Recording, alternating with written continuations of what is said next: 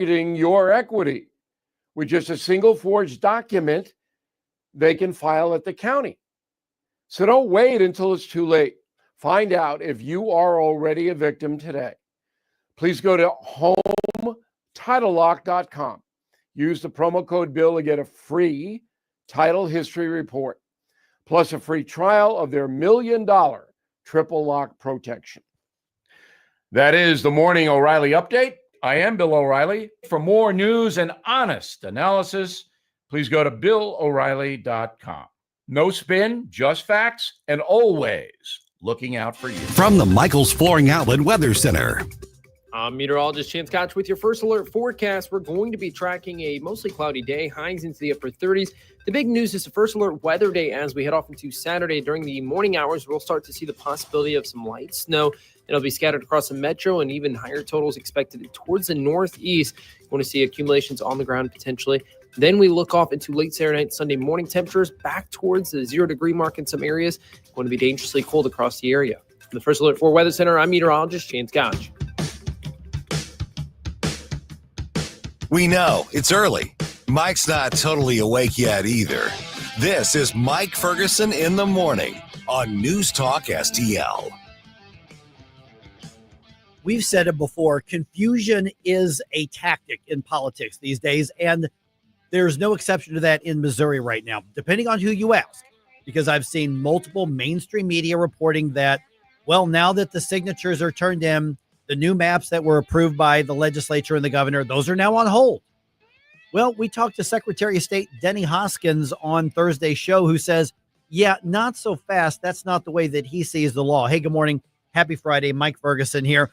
By the way, I'm going to have this conversation that we had with Denny in just a second. And then kind of an exciting addition to our food drive is going to be given to you right after this discussion.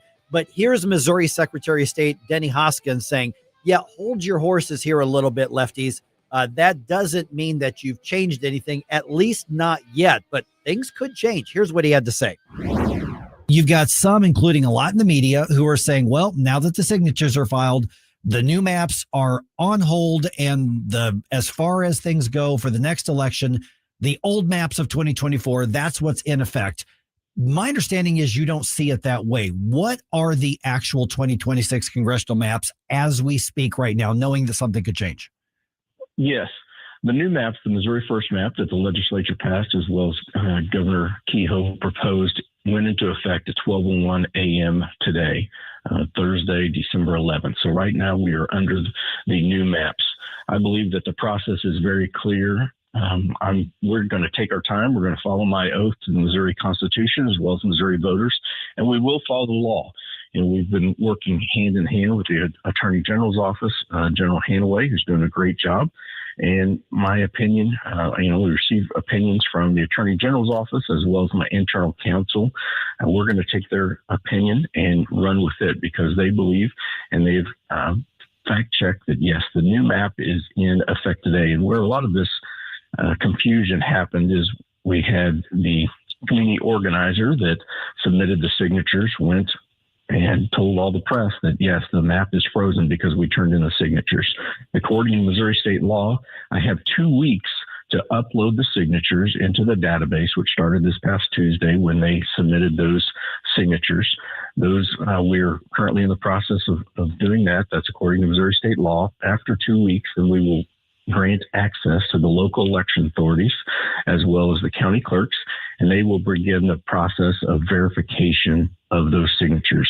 They can take all the way, according to Missouri state law, statute 116.130, they have up until July 28th to verify those signatures. Once they verify those signatures, then they turn in their reports to my office for certification by the Secretary of State's office. Is there any, given that July is right before the primary elections for Congress and other offices here, and because the filing obviously is well before that, is there any urgency to try to speed that verification process up, or is that just that's what the law says, that's what the dates will be? That's what the law says. We're going to follow the law, and the county clerks and local election authorities have until that date to verify the signatures. Now, I guess they could.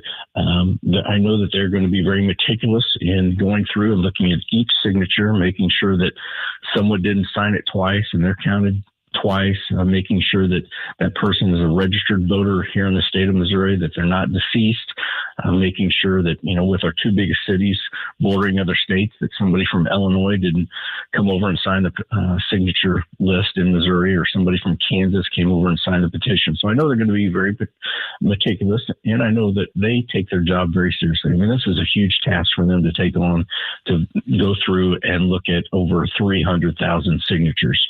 So the new maps, like I said, went in effect today. It will be up to the local election authorities to figure out how long it's going to take them to verify those signatures and send it to me for certification. What's the status of the 92,000 signatures that are in question that were collected either before the law was even, the new maps were even signed into law, and before the petition was approved for circulation? They're arguing, well, we just got an early start. They should count. Obviously, they were getting petitions for something that wasn't approved yet at the time. But what's the status of those, at least from the legal perspective? Yeah, that's a great question. We are separating those signatures that were collected before October 14th. I believe that those signatures should not count toward the referendum number of signatures that they have. And so we are setting those aside. We will keep them under lock and key, and they will not be counted unless we have a court order that would say something different. Okay, so we've obviously got two possible scenarios with the signatures. One is that they don't have enough and nothing changes, and we just move on with the maps we've got. If they do have that 107,000 plus valid signatures, what happens then at that point?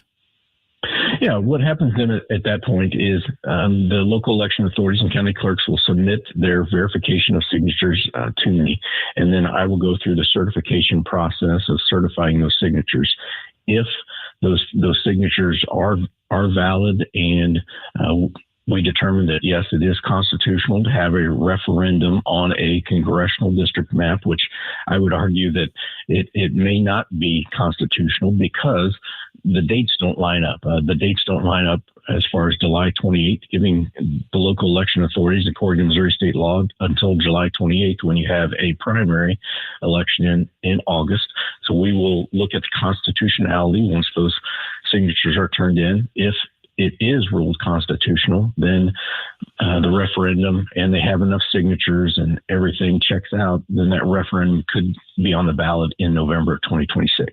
Okay, but this would be that would obviously be after the primaries in the newly drawn districts. So it sounds like we could be headed for a lot of confusion and chaos. Yes. Again, I would say that I don't believe our founding fathers in the Missouri Constitution believe that a referendum should be used on a congressional redistricting map. This is uncharted territory that we've never really been into before. We are definitely trailblazing here. But again, we're going to follow my office and we're going to follow Missouri state law. I know it's really easy for a community organizer to go out and have a big press conference and say different things, but our facts and our actions are based in Missouri state law, and we're going to follow the Missouri Constitution. Now, are the laws involving initial petition reform or the election laws themselves at play here? Because you mentioned uncharted territory. Do we have law that addresses this, or is this new? Yes, I believe that the process is very clear. Now, like I said, this is a little bit of uncharted territory because the initial petition process as well as the referendum process, some of those laws overlap and some of them are a little bit different. And so I believe over 100 years ago, they did do a referendum on a congressional district map, but things have changed a lot over the last 100 years, that's for sure. Okay, so there were a lot of questions about the petitioners around the state. What are the rules for, if there are any, for who can gather petitions for a referendum in the state of Missouri, or do we need some reform to address this? Most certainly. I think we do need some reform. There are a few laws as far as when and where petitioners can gather signatures. that we talked about, that October 14th date. If you can gather signatures before that October 14th date, before the governor had signed the bill into law, then theoretically petitioners can start gathering signatures for some bill that had been pre-filed by the legislature for this 2026 session. So there has to be some rules and regulations on that, and that's why I've said that those signatures aren't valid and don't count. We've been looking at other states as far as what their initial petition process is. In other states, sometimes they ask for a photo ID when you sign that petition, and so that petitioner would ask for a photo ID. In some other states, they have said, hey, you have to be a resident of Missouri for at least 30 days before you can start gathering signatures. So there's a lot of different ideas that we're working with some of my former colleagues in the Missouri State House and Missouri State Senate in order to make sure that this process is very clear, very transparent. But there's some things that we could do that I think would definitely help the process here in the state of Missouri. Okay, so on the issue right before us right now, so it sounds like basically we're probably not going to have any news for the next few weeks, if not months, while those petitions are just verified. So this is the long, detailed part of the process at this point. Yes, most certainly this is a long, detailed process. I know that the groups, the liberal groups, and many of them being funded by out-of-state special interest groups, they've thrown everything against the wall as far as lawsuits go. And so I'm sure that we've not heard the last from them. I'm sure that they will be filing a lot more lawsuits. It seems like their strategy has just been we're going to throw a lot of stuff on the wall and hope something sticks. But like I said, my office, working hand in hand with General Hanaway, and we are going to follow Missouri state law and not be deterred. Okay, here's the exciting addition to our food drive, which, by the way, is just about 9 days left in that. STL Windows and Doors has decided to get involved in our food drive to help the efforts of Feed My People, the ministry right here in St. Louis. So you can drop off your non-perishable food donations at their Earth City location, or here's the thing, and we'll put this up on our website as well. You can text your name and address to this number, 314-277-5952. 314-277-5952. They will send somebody out to pick up your donation if you can't get to one of the donation bins. So thank you so much to STL Windows and Doors and STL Window Cleaners for joining the News Talk STL St. Louis County GOP Central Committee Food Drive to benefit the ministry of Feed My People. All the details are available at newstalkstl.com. The strength of America, our values, our way of life hasn't just been won on the battlefield. It's won every day in our communities when we come together, extending hands of compassion, service, and hope to those who need it most. For over 100 years, the American Legion has been strengthening communities across our nation by providing life-saving help and support to our veterans and neighbors during times like we're facing today. It's what the Legion's all about. From blood drives to distributing food, from responding to emergencies and protecting the most vulnerable among us. Our mission is making America's communities stronger. We are one family, and therefore we care. We are the American Legion, veterans strengthening America. To learn how you can help, visit legion.org. All the information I need on the drive to work. Mike Ferguson in the morning. I keep it on throughout the day, whether it's local, national, or something big that's happening overseas. News, analysis, and opinion. St. Louis is #1 for conservative talk. News Talk STL. Tony Colombo here for Gutter Pros and Exteriors, your all-in-one service team that brings years of experience and quality that's affordable right to your doorstep. Christine and I discovered Gutter Pros and Exteriors when we bought our home and inherited a gutter problem. And they've also repaired siding damage on our home because along with gutter repair, gutter installation, and leaf protection, the Gutter Pros team are also the best for repairing other exterior damage, including fascia, soffit, and all siding repair and installation. Learn about all the ways Gutter Pros and Exteriors can help your home or business right now at gutterpros.com. Newstalk STL is proud to have Doug Voss of Safe Money Radio as part of our lineup each week. Doug has been a staple on the St. Louis radio airways for many years as one of the leading financial experts in the area. You can now hear Doug and Safe Money Radio 2 times every weekend on Newstalk STL. But in case you miss anything, you can check it all out at DougVossSafeMoneyRadio.com. You could also reach Doug at 844-676-SAFE. That's 844-676-7233. Doug Voss is a registered representative. Securities offered through DHL Securities, LLLP, member FINRA and SIPC.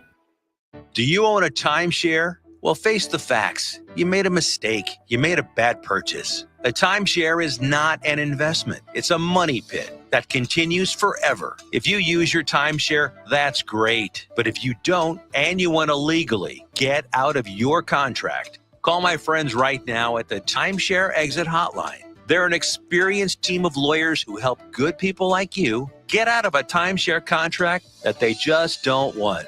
Don't throw away your money on maintenance fees. Use it for things you really want. We can help you end your timeshare contract and stop the money drain immediately. If you are ready to move on with your timeshare, call our team right now. Cancel your timeshare now with this free call. 800-524-1641. 800-524-1641. 800-524-1641. That's 800-524-1641.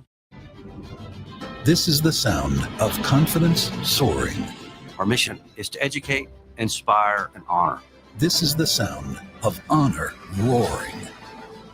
We should never, never forget those that gave their lives.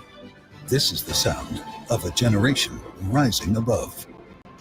337 for Bravo Fox Papa. We want to be involved in the education of young people so that they can take our aircraft and the stories that our pilots tell and realize their own dreams. The Commemorative Air Force honors the heroes of yesterday while educating and inspiring the heroes of tomorrow. Your future and how you live your life is dependent on how you think. You can learn more at soundsofhistory.org right now.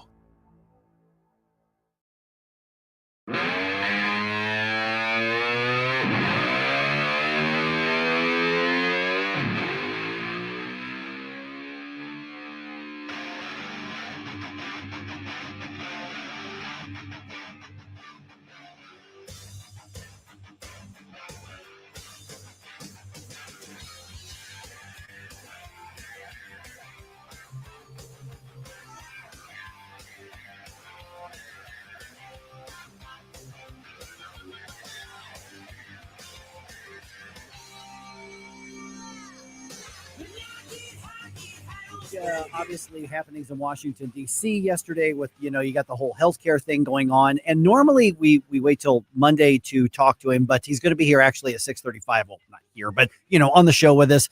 Congressman Bob Onder is going to be with us at 6:35. All right. Happy Friday. Happy Flashback Friday. Looking forward to hearing what you put into the queue and the request here.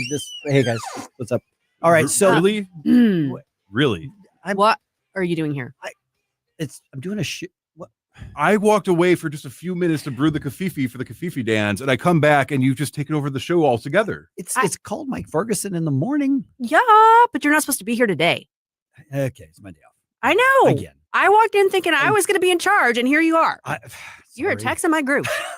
I knew I should have locked the door tighter. I was going to bar that sucker up, but then I realized Susie has to come in a little early today, so we'll leave it unlocked for her. Okay, I even got up earlier today so I could be in early. Why did I even bother? She could have slept in, Mike. I need my beauty rest. I guess I could have, and there's no hope for me with beauty rest.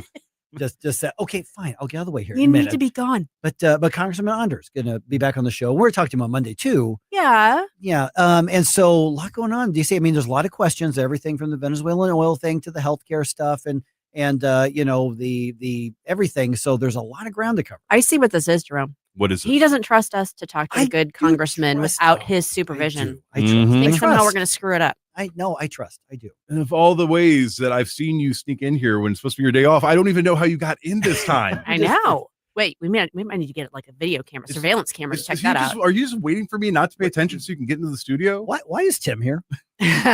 Well, Tim just walked in. Because you're not supposed to be. Oh, that's okay. All right.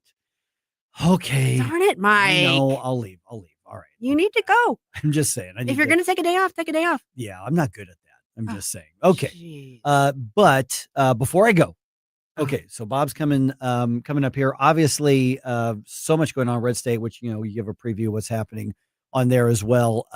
The food drive. Did you hear about this addition to it? I just mentioned a couple minutes ago. Yeah, this is great with STL. It's fantastic because they'll come pick up the food. Mm-hmm. I mean, if you can't get to one of the bins for whatever reason, you can just text, and then you're going to be able to have somebody pick it up. So this is great. What we really appreciate here is that STL windows and doors and STL window cleaners, like I just said, they're joining the food drive. So That's awesome. They're putting a bin at their Earth City location. But if you text them, and I gave out this number a few minutes ago, but let me do it again just to make it easy, 314-277-5952, they will stop by. Just tell them your name and where you are. They will stop by and pick up your donation for you. Now, just to be clear, though, they're not going to send a Waymo car to come pick it up. It'll actually be somebody to go, okay. Yeah. It's like the opposite of Instacart. Right. Yes. Yeah. Reverse Instacart. I like that. I love it. And for such a good cause. It is. So that's exciting because, there's a lot of people kind of talking about this, around town. I mean, a lot of great charitable Christmas holiday stuff going on. And I love being a part of it. It's kind of one of the fun things of being in media is you kind of get to be the mouthpiece and the megaphone for these sorts of things. True. And so when people see a good thing, they jump on board. So we appreciate them doing that. And I knew we were going to have a really good response because we have such a fantastic listenership, but the amount of food that was actually recorded to us and relayed back to us that we collected actually exceeded my expectations. So if we can do that well right now, we still have a couple weeks left in this. Yeah, now we have a whole nother about 9 days. Yeah, we have a whole nother front now to actually make it easier on everybody. So I'm sure we can really almost double our numbers probably. So information is up on the website, just NewsTalkSTL.com for that. And so then I'm not going to even be here for the Flashback Friday stuff.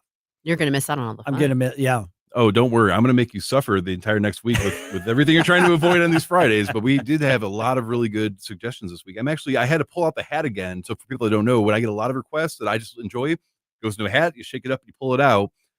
But don't worry, we're going to expose Mike to some Christmas music next week. It's too early. No, it's not. It's too early. No, it's not. It's not at all too early. Now we got you to dress up for Halloween. Are we going to see Grinch Mike come out? I've got like an old fashioned, like the pin button that you'd put on your shirts or your jacket. Sure. And it says Bah Humbug. It's probably somewhere in some box somewhere. I should try to find that. You should. Just for fun. You should. Truth in advertising. That's right. I was Santa last year, and were you an elf or were you? I think I just had an ugly Christmas sweater on. Yeah. Well, we could do that. I mean, we already have the ugly down between me and Mike. That's true. That's so true. Yeah. Exactly. I've got cute and ugly Christmas sweaters. It's hard to choose, which one to go with. Well, we got the beauty and we got the beast. That's precisely. that's the story of my life. I am telling you. All right. Okay. So Tim Jones is going to be in sidekicking with Susie here. Yeah. All right. So that means it's time for you to get out, Mike. Get out. Mike, go. I'm leaving. All right. Leave. I'm leaving. We do not want you here. I mean, we love you, but we don't want you here. It's in your capable hands now. Yes. All right. Well, that is us getting Mike Ferguson to actually enjoy his day off again. Coming up. Yes, we're coming up next. Susie, you're going to take the wheel here. I am. I'm going to be in charge. Yes. So stay tuned. This is 101.9 and 94.1 News Talk STL. Conservative talk for St. Louis. It's your patriotic right and duty. The government needs to step up and do its job. This is News Talk STL. It's well-balanced conversation. News, analysis, opinion. Hey, how you doing? Santa Vic here. And Santa's head Vic head here. And you can win some great prizes with News Talk STL's St. Louis Conservative Christmas. Forgot the ho, ho, ho. You forgot the ho, ho, ho. Oh! No, ho, ho. Oh! Log on to NewsTalkSTL.com for your chance to win great prizes from Ami's Pizzeria and Restaurant, Small Cakes Cupcakery and Creamery, and Gulf Shores Restaurant, Food Truck and Catering. NewsTalkSTL.com. Oh! Streaming TV is where it's at. It's not about cutting the cord anymore. That's old news. It's all about your customized TV options. With the best and cheapest high-speed internet and your own TV subscriptions, we've got your dream TV lineup. Between wired and satellite internet and TV, you now have tons of options. Save money and get more internet speed and better TV today by calling the Whole Home Connect. We scan your location and offer you the best TV and internet options. And we always have specials and promotions. So when you call, ask about that. Take 5 minutes of your time. Make this free call now and learn how to save money and get better internet and TV for your home anywhere in the U.S. Make this simple and free call now. 800-257-1632. 800-257-1632. 800-257-1632. That's 800-257-1632. Tim Jones and Chris Arps in the afternoon. Jim Talent, former U.S. Senator. Did Pete Hegseth commit a war crime, in your opinion? No. My only concern is that we're not getting enough drug votes. It's the first effective thing I can remember we've done to strike at these cartels, not only to take out particular shipments of drugs, but to deter others. And I'm not going to cry crocodile tears for any of them. Tim Jones and Chris Arps, weekdays at 4 on News Talk STL. Okay, forest animals, today is a new day. Kids are coming to the forest, and it's up to us to make their visit a good one. Sparrow. Yes? Have you practiced the most popular bird songs for the year? Of course. Catchy. I like it. Okay, River. Dude. How's the temperature? It's a refreshing 52 degrees, man. Perfect for a little riverside shoeless relaxation. Ah, good. Owl, you here? Course. Who's asking? I am. Look, you know the drill. Sleep during the day, scare the kids at night. Perfect. I love my job. Oak Tree? Sup? Still in the same place I left you last year. That's what I like. Consistency. Well, it's not like I'm going anywhere for the next couple hundred years. I know. I love it. Turtle. Turtle. He's not here yet, man. He's late every morning. You'd think you would have learned by now to leave the night before our meetings. Okay. Squirrel. Has anybody seen Mr. Squirrel? The forest has been preparing just for you. Visit a forest near you today. To learn more about cool things to do in the forest, visit discovertheforest.org. Brought to you by the U.S. Forest Service and the Ad Council. At Social Security, we are always thinking of ways to save you time and make things easier. That's why we created My Social Security. Opening a My Social Security account gives you secure access to your personal record and interactive tools tailored for you. You can see if you are eligible to receive benefits, view spousal benefit estimates, and compare retirement benefit estimates at different ages or dates when you want to start receiving benefits. Already receiving benefits? Use your account to change your address, set up or change direct deposit, get a proof of income letter, and more. In most states, you can also request a replacement Social Security card. Save time. Go online. Open a My Social Security account at ssa.gov/myaccount. Social Security. Securing today and tomorrow. Produced at U.S. taxpayer expense.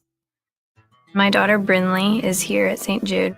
Coming here was literally life or death, and it was so scary. But St. Jude is fighting for one goal, like this one mission, life. And that gave us hope. We haven't received a single bill from St. Jude, so I really can just focus on what's best for Brinley. Finding cures, saving children. Learn more at stjude.org. Number one for live and local conservative talk. I've been a registered Democrat for 28 years. I'm really glad you're talking about this. You gotta love these idiots out here. They think we're all stupid, I guess. news, analysis, opinion. Totally agree on that. I disagree with you. It's over. Very upset. Thanks for taking my call. Thank you for taking my call. Thank you very much for taking my call. Wanted to ask you really quick. Is there room on the bandwagon for me? 101.9 and 94.1 News Talk STL.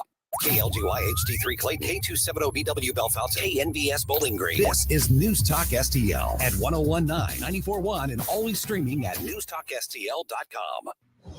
Breaking news this hour from Town Hall. I'm Rich Thomason.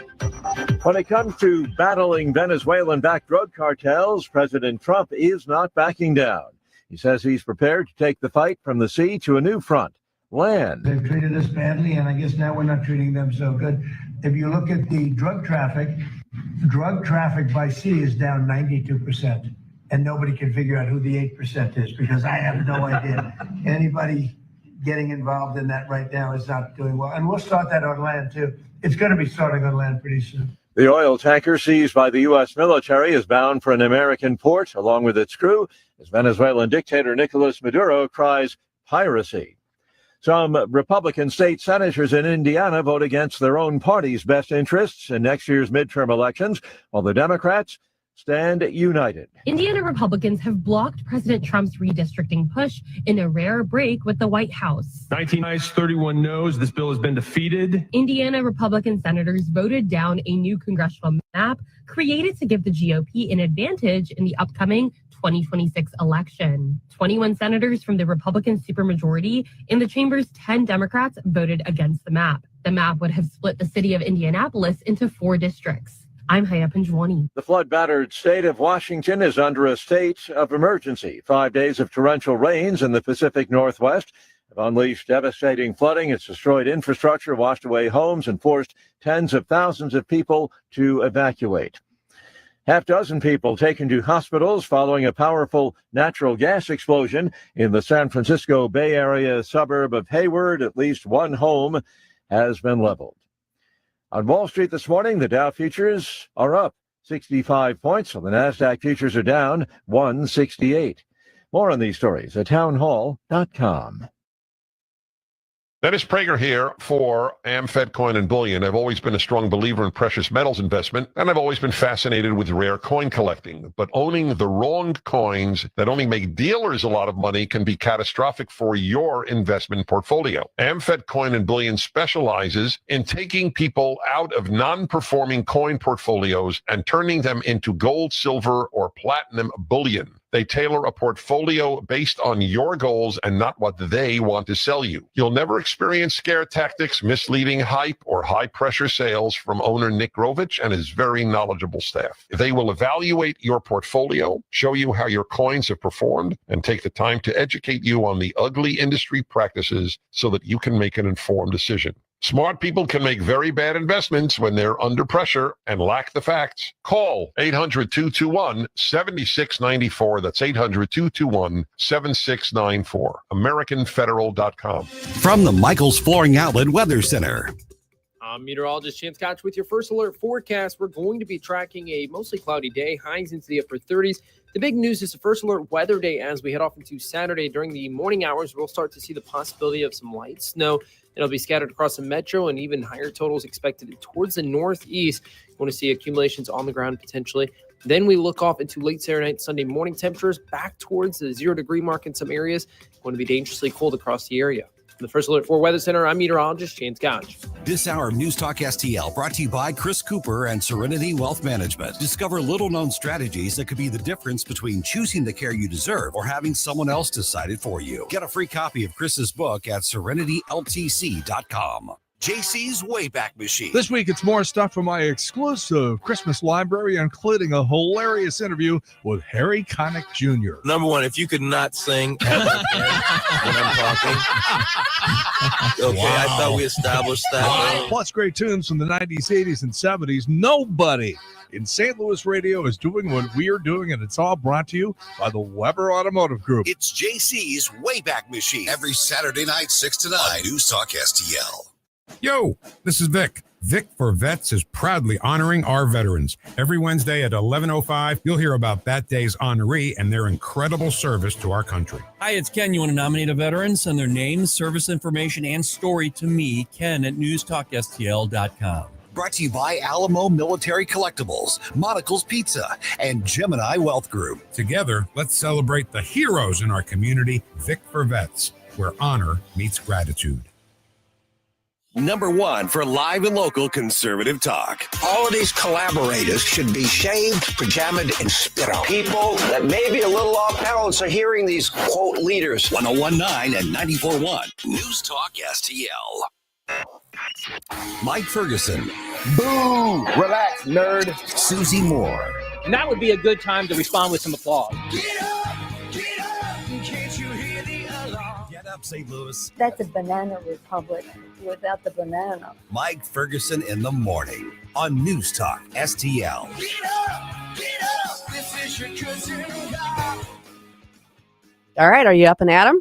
It's Friday. It's Flashback Friday here on the Mike Ferguson in the Morning Show. Susie Moore filling in for Mike because we finally did kick him out the door. We got him out of here. I mean, that took a lot of work. He's a strong guy. It's I all the know. nutritional stuff he eats. You'd think he would actually relish taking a day off, but apparently it's very hard to get him out of here. But we do have him out of here, so I'm running the show today. Actually, Jerome's running the show. I'm talking to you today, and I've got Tim Jones here with me.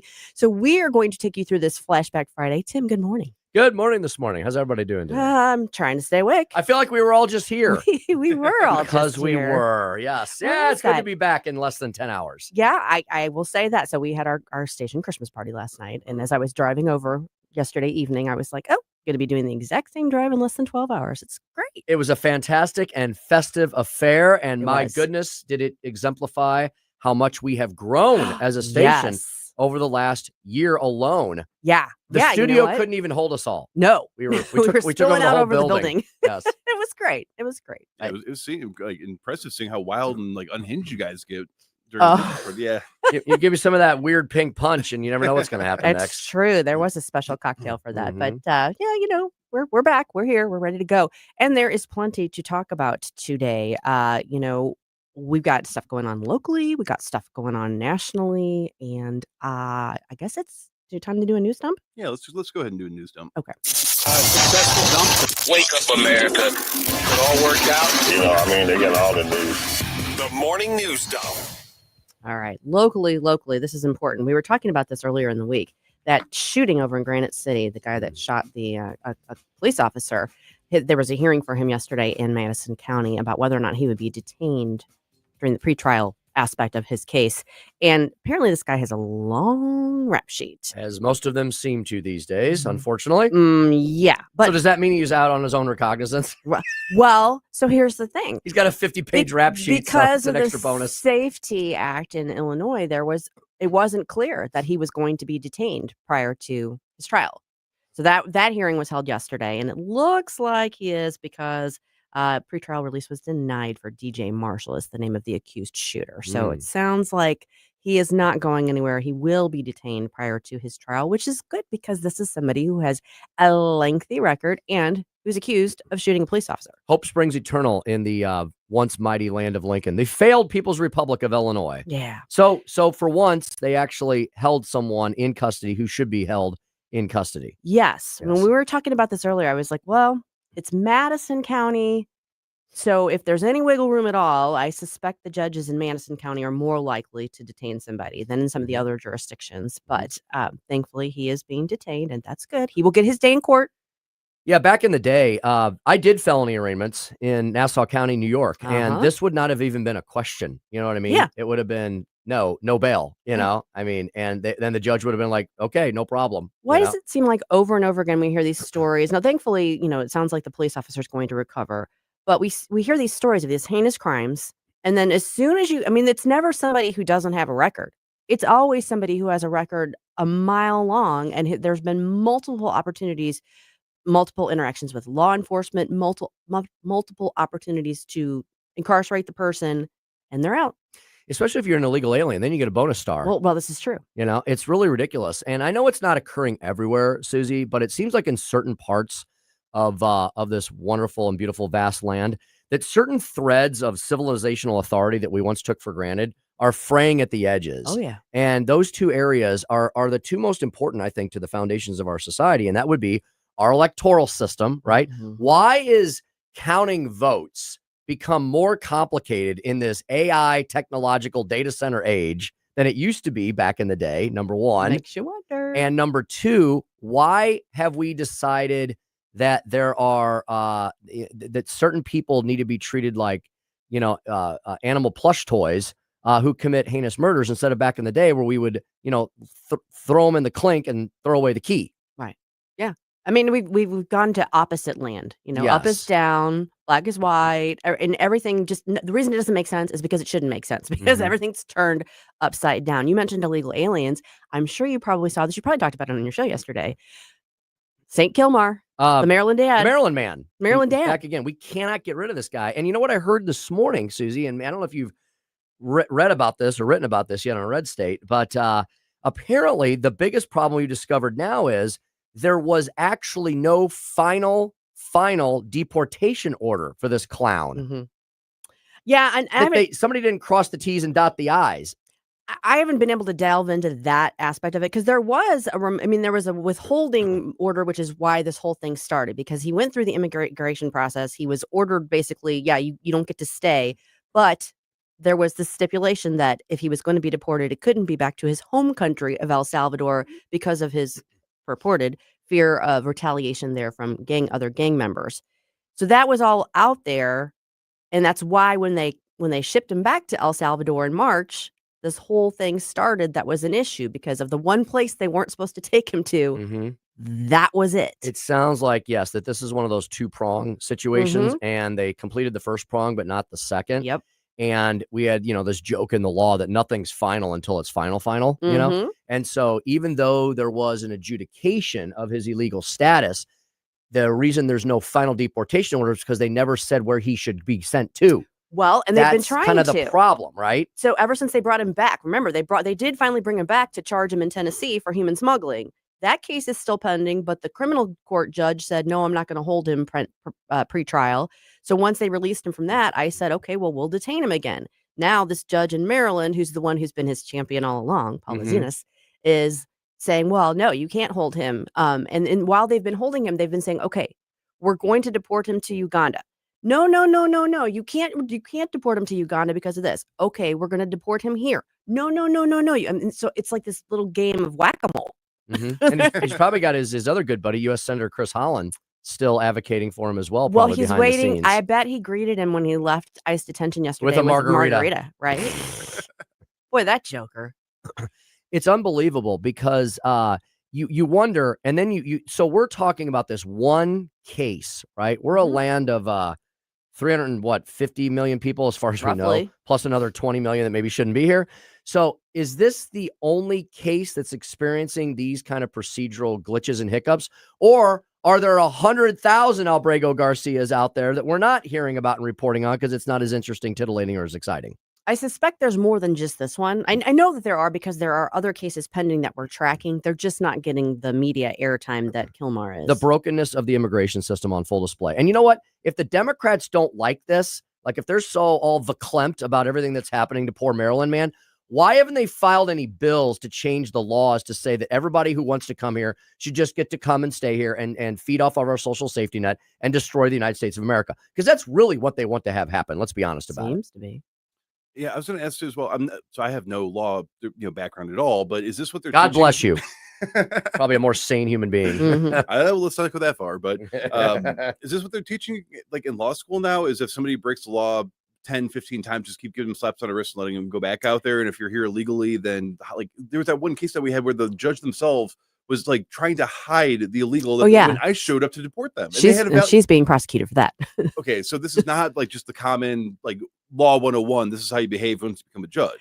No, and I it's been a little while since I was in law school. Longer than I care to admit. Me too. But I've been way longer than you have. But so I can't really attest to what specifically they're teaching in law school, but I will say generally, they don't teach. There's not a lot of like practical, like this is what you do in this situation, application type education in law school. What you are learning more is like the theory behind the law and how the procedural part of the system works and how different like constitutional issues come into play. You're learning like the 30,000 foot view. You're not learning the hands-on what it's like to be a prosecutor or what it's like to argue a case in front of a court. Those are things that you get once you get towards the end of law school. You get the more practical classes like mediation, like how to conduct a mediation between parties, how to argue a case, those sorts of things. But so you come out of law school without much practical experience is what I'm trying to say. Yeah, unless you do moot court, mock trial. Right. Those are all kind of that. extracurricular aspects that you can learn. So you're not being taught, okay, this is how immigration is handled. This is how we do with criminal cases. It's not nearly as hands-on as people think. But it might be during these mock trials where they're saying, okay, he's only done 5 violent offenses. Let's go ahead and put him back on the street. Let's pass the Safety Act. So whenever somebody does something horrendous, they can just get back in the street and not have to pay bail. Yeah, I mean, Jerome, we're in the land of make-believe these days in a lot of different philosophical and legal corners. And when you have one political party advocating to replace law enforcement with social workers, Jerome, I don't know that I would recognize law school these days. Yeah. And so I don't know what has infiltrated at that level. But Susie's right. You really don't get the hands-on. And that's one of the complaints about law schools, especially certain Ivy League law schools, where they teach nothing but esoteric theory, and you really don't get the nuts and bolts. I went to St. John's University School of Law, which is known for more of a practical knowledge base. Yeah, a lot of famous litigators came out of St. John's, a lot of famous jurists and judges. So we did have some electives we could take that were more nuts and bolts, on hand experience the case. And then, Jerome, what you do is you do internships. So I did an internship in the prosecutor's office in Queens. And then my first job was I was a prosecutor in Nassau County, which is the first county on Long Island. Yeah. So, yeah. See, my real internship from law school was with a public interest group that basically was trying to advocate for very liberal causes, let's say. That's okay. So, You got better. I got better. I've since recovered. You drank the Rudolph punch and you got better. I got better. It's true. It's true. We can all be better. Hey, yeah. Well, we all could. Especially most of the people in Congress. Oh, my God. Yeah, we're going to talk about them, too. But how soon are we going to find out whether St. Louis City Sheriff Alfred Montgomery is going to hang on to his job? We'll discuss that and other live and local stories coming up next. You have a soul so dark, it is no more. And all the ones depart, no destination. It's Friday. Had enough of this. Hey folks, the Clayton Sleep Institute and my friend Dr. Ojal back supporting free common sense conservative radio. ClaytonSleep.com, treating the full range of adult and pediatric sleep disorders from sleep apnea to insomnia, restless leg syndrome, periodic limb movement, and narcolepsy. What an awesome place. New comfy setting for the sleep lab. ClaytonSleep.com, 314-645-5855. Better sleep, better life. This December 13th, join wreaths across America at Belle Reve Gardens Cemetery as we remember the fallen, honor those who serve, and teach our children the value of freedom. Help us lay remembrance wreaths on the graves of our fallen heroes. Sponsor a wreath, volunteer, or bring your family to this meaningful tribute to our veterans, because every hero deserves to be remembered. Learn more and sponsor a wreath. Visit NewsTalkSTL.com. Jamie Ullman here with the great Eric Swanson of Newstedter's Fine Jewelers, Doherty Ferry and Big Bend. Tell me about Wow Diamonds. Wow Diamonds. We call them that because when people come in and look at the diamonds, everyone says, wow. We feature those in natural diamonds, the mine diamonds. They're perfectly cut, polished, and proportioned. Not all diamonds come out of the cutting process the same, and ours are perfect. That's why they're called Wow Diamonds. Newstedter's Fine Jewelers right there at Doherty Ferry and Big Bend, wowdiamonds.com. This hour of Mike Ferguson in the Morning is brought to you by Stifel. Request a portfolio review from your Stifel financial advisor at stifel.com. That's STIFEL.com. The 80s. Bueller. The 80s. Let's go while we're young. Never been a decade like it. Shall we play a game? Never will be. Where the beat? It's Flashback Friday.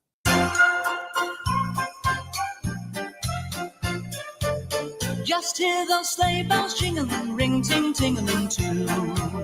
Come on, it's lovely weather for a sleigh ride together with you. Outside the snow is falling and friends are calling you.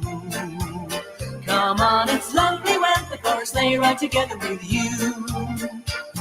Giddy up. Hi, it's Randy Tobler here.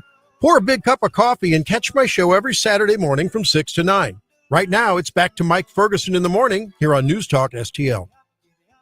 Welcome back to Mike Ferguson in the Morning. Susie Moore here, Tim Jones here, producer Jerome here. Right before we took a little break there, I was talking about St. Louis City Sheriff Alfred Montgomery. Now, we're waiting on the decision from the judge in the Quo Warrento, I can never say it, case. to see if he's going to hang on to his job. Judge Stephen Omer is presiding over that case.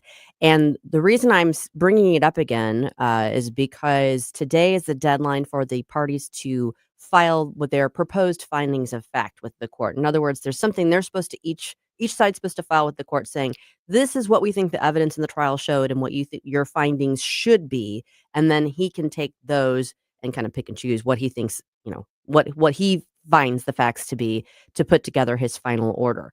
My suspicion is that he's probably got the order pretty well written and he's waiting to kind of plug in the last bits of it. So we could see a decision from him today or probably sometime next week. Yeah. And as I was saying, the gift of Alfred Montgomery just keeps on giving. Loaded dice. What a saga this has been. When did this begin? This began this year, or did it begin last year? I think it was this year. Was it all this year? It all blew up? Yeah, it got revealed earlier this year, a few months ago. And so it's surprising how rapidly it started to snowball after we found out what was going on. But I do think a lot of the stuff was going on or happening before. Well, no, because he was elected during the last election, wasn't he? No, he wasn't elected. Oh, yeah, he was. Yeah, he's just huge. Was he just elected in 2024? And this has all happened this year? I think so. Yeah. Talk about the fiery phoenix, right? So. I mean, yeah. And his criminal trial isn't, I don't even know if there's been a date set for it yet. I haven't seen that. That's in federal court. But so that won't happen until after the first of the year. But this is just to see whether he's going to hang on to his job, which, he is in jail right now. And there's certainly some strong arguments that he should not be the one holding that office. Yep. And is this one of those things where we say that people get the representation they deserve? I mean, do the people of the city of St. Louis need to wake up and start maybe paying a little better attention? Or were there no signs or signals that this guy was going to go this much off the rails? I don't know. So I would say Tashara Jones, definitely an example of you get what you vote for. But with him, because of the fact that he did appear, because he's got like a background in the military or something, doesn't he? I thought. Yeah, I think so. So I don't think know. that somebody that they should be more noble. Looked good on paper. Yeah, look good on paper. And he looks like a stand-up dude. If you just look at him, he does look like. And read the resume, looks fine. Yeah, looks good. And then next thing you know, he's arresting other law enforcement people and refusing to take people to the hospital. He's just refusing to do the job, and he's doing the job he shouldn't be doing. So. I don't know if you could really anticipate that because I don't think a lot of people even know what the sheriffs are responsible for. Yeah, sometimes the errors are known and expected, and you do give what you vote for.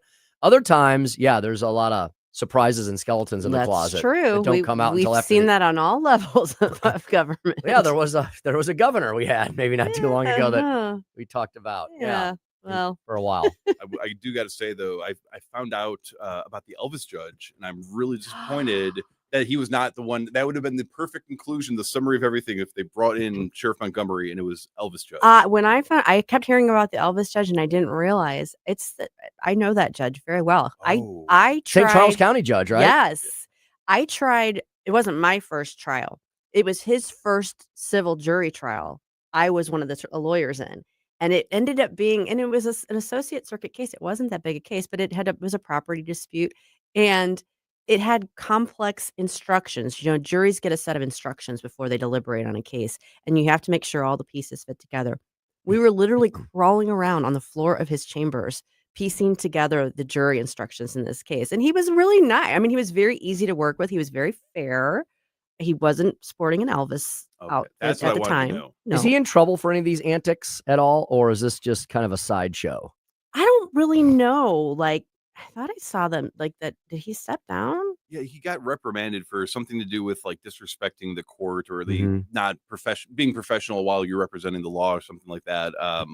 Which I don't know. I don't agree with that. I think he should be allowed to keep doing it, and I want him to be the one presiding over. So you want the judicial all-star game of Merry Misfits. So you'd like Alfred Montgomery appearing in front of the Elvis judge. I want loaded dice versus Elvis judge. That would be the perfect. That would be interesting. That would be the perfect conclusion. Sounds like a cage match. Yeah. Because if you ever try to make a documentary on that at that point, it's hard enough to believe what Loaded Dice was doing to begin with, but how would you explain that scenario to somebody without it sounding way completely? Trying to explain an Elvis judge to anybody, it sounds like you're making that up. So, Susie, long story short, we're going to receive the Quo Warranto adjudication at some point in the very near future, right? Could be as early as today, and maybe next week. Just so folks understand, that's the civil matter that will determine whether or not he can factually remain in office with his current title. Right. And assuming that he is removed, which I think there's a decent chance he will be, then comes the who gets appointed in his place. There's an interim guy there now who's actually doing the day-to-day since Doing Alfred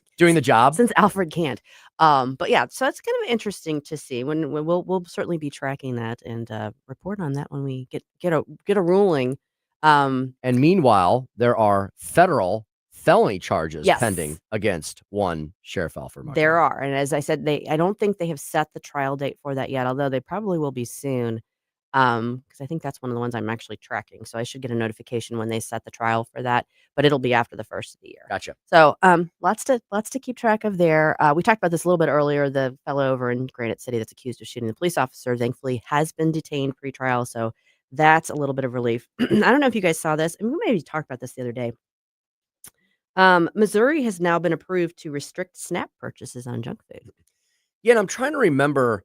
I don't know if a law. I thought there was a law that a bill. I thought there was a bill they were considering this past legislative session, but I don't remember that passing. Do you know if this was done somehow by executive order, or did I miss something? This is what the article says. Okay. This is from, I think this is from. I was trying to remember how this happened. I guess from is my Fox News. question. Yeah. So it says people in Missouri may soon be unable to use SNAP benefits to buy candy, soda, and other junk foods. On Wednesday, the U.S. Department of Agriculture formally approved Missouri's request to restrict the use of food stamps for purchasing. Well, this article didn't print out right. For these types of items, basically. The request also calls to allow for purchase of hot, ready-to-eat rotisserie chicken through SNAP benefits. So they're trying to get that so you can get Interesting carve healthy out food. Yeah. Yeah. Well, I mean, that makes sense. Yeah, it does. So yeah, this is, and I don't think Missouri is the only state involved, but since it does affect us, Certain convenience stores have upped their game. I'm just tell you. Oh yeah, I'm kind of an aficionado. Yes, That's what I hit on the way in. I kind of my gas station roulette. Yeah, I don't want to give free advertising, but there are some that you can get pretty much a gourmet meal from. You really can. Yeah, I mean, we can start going on the list, but none of them advertise here yet. So I've actually Right. talked to one of them. Oh, Yeah, I know somebody who's I'll tell you guys off air, but Good on that. we're not going to give them free advertising. But yeah, you can basically get a meal for a fine dining meal for You four. can get gas station sushi, but I Mhm. don't recommend it. Oh, interesting. Yeah, I would try it. You would try gas I station I would sushi? try most things. I yes. mean, if you go to the grocery store and they've got the sushi bar there, that's one thing. But gas station sushi, They're pretty fancy and nice. That's true. You go there for a date. You really could. I mean, no. And if you just as a fair warning, if you cannot identify good or bad sushi by sight, do not try it at a gas station. Right. Try it at the By restaurant sight, first. yes. It looks a little greener. Yeah, on the you better edges. know what you're dealing with when but like little taquitos and things Yes, like that. absolutely. And some you can get brisket sandwiches Mhm. and like fully loaded burritos. Now, presumably, you can use SNAP benefits to purchase those items at a convenience store. I don't think it's limited to grocery stores. I would think not. So basically, the way you read that article, it sounded like it was a request was made, which leads me to believe that we did not pass a law on this. We did not pass a bill into a law on this, but it was rather perhaps through an executive branch request to the federal government from it sounds Governor like Kehoe's administration. whatever agency in Missouri kind of oversees the DHSS, I think, I think Department of that's Health it. and Department of Health and Social Services, perhaps. probably made this request and kind of followed suit. As I said, there's like 20 some odd states that are saying, yeah, like let's make sure that whatever is being funded by the government is certainly it's like healthy options as opposed to just crap. I wonder if the dysfunctional Democrats agree or do not agree with this, because you would think this would be a lot. You look, do they want to make people unhealthy so we can put more people on the Medicaid Yes. rolls and then have the taxpayers? Yeah, but they probably do. Yes. But we shouldn't want to do that, right? No. So wouldn't that? So what you just described? Yeah, you're right. The liberals probably this doesn't follow their logic, so because they're illogical.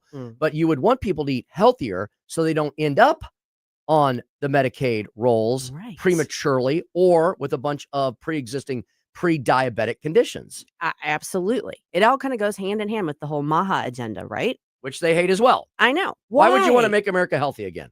Look, I understand certain parts of RFK, just like certain parts of Trump. The personalities, perhaps more than anything, do not sit well with people. But if you can just put your TDS aside for a moment and focus on what they're advocating for, why would we not want to take the good parts of what RFK is saying? If you don't like what he's saying on certain things, then just ignore that. But he is saying some good things on other things, like not eating a bunch of crap and dyes and stuff in our food. I am shocked and chagrined to learn about some of the stuff that's in our food. I've started avoiding some things. I have completely rethought how I approach food. And I wasn't. It wasn't that I was ignorant. I was ignorant of it Yes. because I didn't take the time to educate myself about the importance of it, and just the fact that we're actually talking about it is a good thing. Indeed. Yeah, a lot of most chronic illnesses, it comes down to like poor diet and not giving yourself enough exercise. And then I'm thinking, why in our health classes and in our education system are we not learning more about nutrition and healthy eating? Mhm. It just sounds like common sense to Yeah, me. and in today's world, it's not that hard. I mean, yes, I know the junk is typically the first thing you slam into when you enter any store, no matter what it might be. But if you search just for a half second longer, you can find the healthier snacks and stuff. Indeed, Outer perimeter. reminds me of that famous line from Parks and Rec, where I think it was Rob Lowe who was talking about his healthy lifestyle and eating raisins. And he was like, "Nature's candy." It's true. It's true. It's true. Hey, they're still busy up at the swamp. The They House are. has taken a number of notable votes this week, from the NDAA to yet another effort to impeach President Donald Trump. We'll talk to Congressman Bob Onder about that and more at 6:35. Giddy up, giddy up, giddy up, let's go. Let's look at the show. We're riding in a wonderland of snow. Giddy up, giddy up, giddy up, it's grand. Just holding your hand. We're gliding along with the song of a winter fairy. From the Michael's Flooring Outlet Weather Center.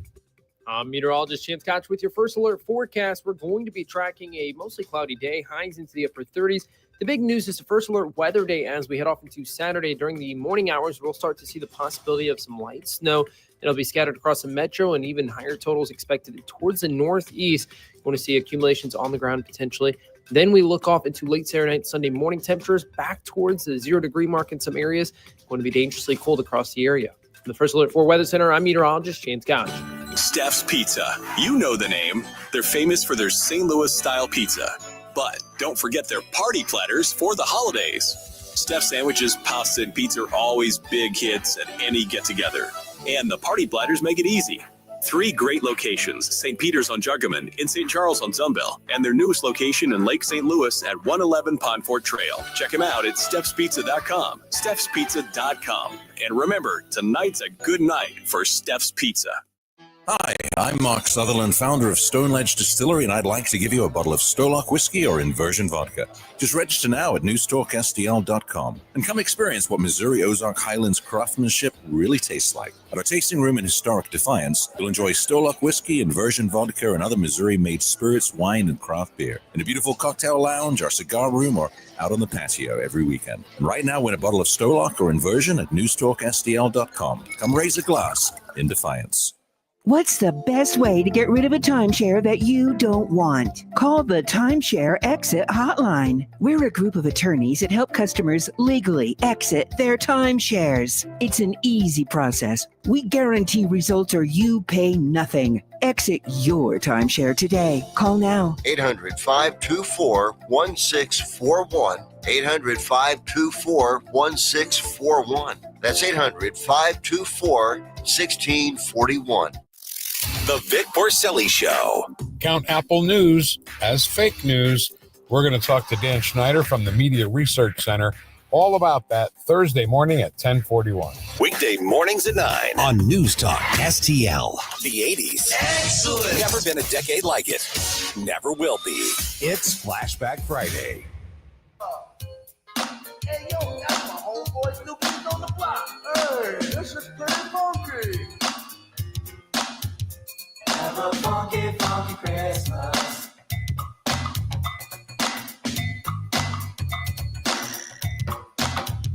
Have a funky, funky Christmas. Hey everyone, this is State Senator Nick Schroer. I am the host of Stand and Fight every Sunday night. Right now, let's hear more of Mike Ferguson in the Morning Show here on News Talk STL. Okay, I don't know the funky Christmas song. I don't know this either.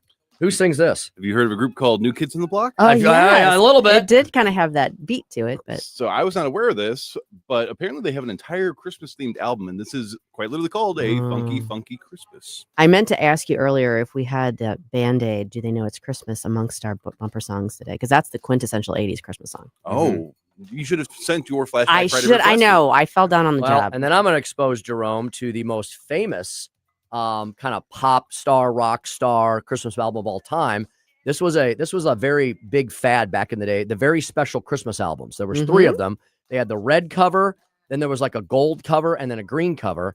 And it was like basically the all-stars getting together and singing songs. So the first one that came out in 1987 featured everyone from the Pointer Sisters to the Pretenders to Bruce Springsteen to Sting, who has my favorite tune on this album, Gabriel's Message, U2, Bon Jovi, Stevie Nicks, and all the rest of them. So You've got to say it like that, right? Stevie Nicks. I said she sounds like a goat. She does. She kinda sound sings. She like that. sings Silent Night. Lovely. Yeah. That's my Stevie Nicks. We could go on forever about We could, 80s Christmas but- tunes, but I don't want to keep the congressman waiting. We are joined now by Congressman Bob Onder. Hello, Bob. How are you this morning? Good morning. Great to be back. Great to have you back. I'm so glad you're on with us today because you guys have been busy this week. There's been lots of votes in the House, and I kind of wanted to have you review some of those with us, not least of which was the passage of the NDAA. Yeah, the NDAA, of course, funds our national defense. About approximately $900 billion. Unbelievably, that number is surpassed by the interest on our debt right now. But yeah, the emphasis of the NDAA was to restore readiness, restore an emphasis on merit in our military. Get rid of some of the woke social programs that we've seen proliferating under the Biden administration, and to fund next generation military priorities of Donald Trump. Things like the Golden Dome and the new F-47 fighters. So yeah, we did. It was a rocky week, but we did get it done at the end of the day. Yeah.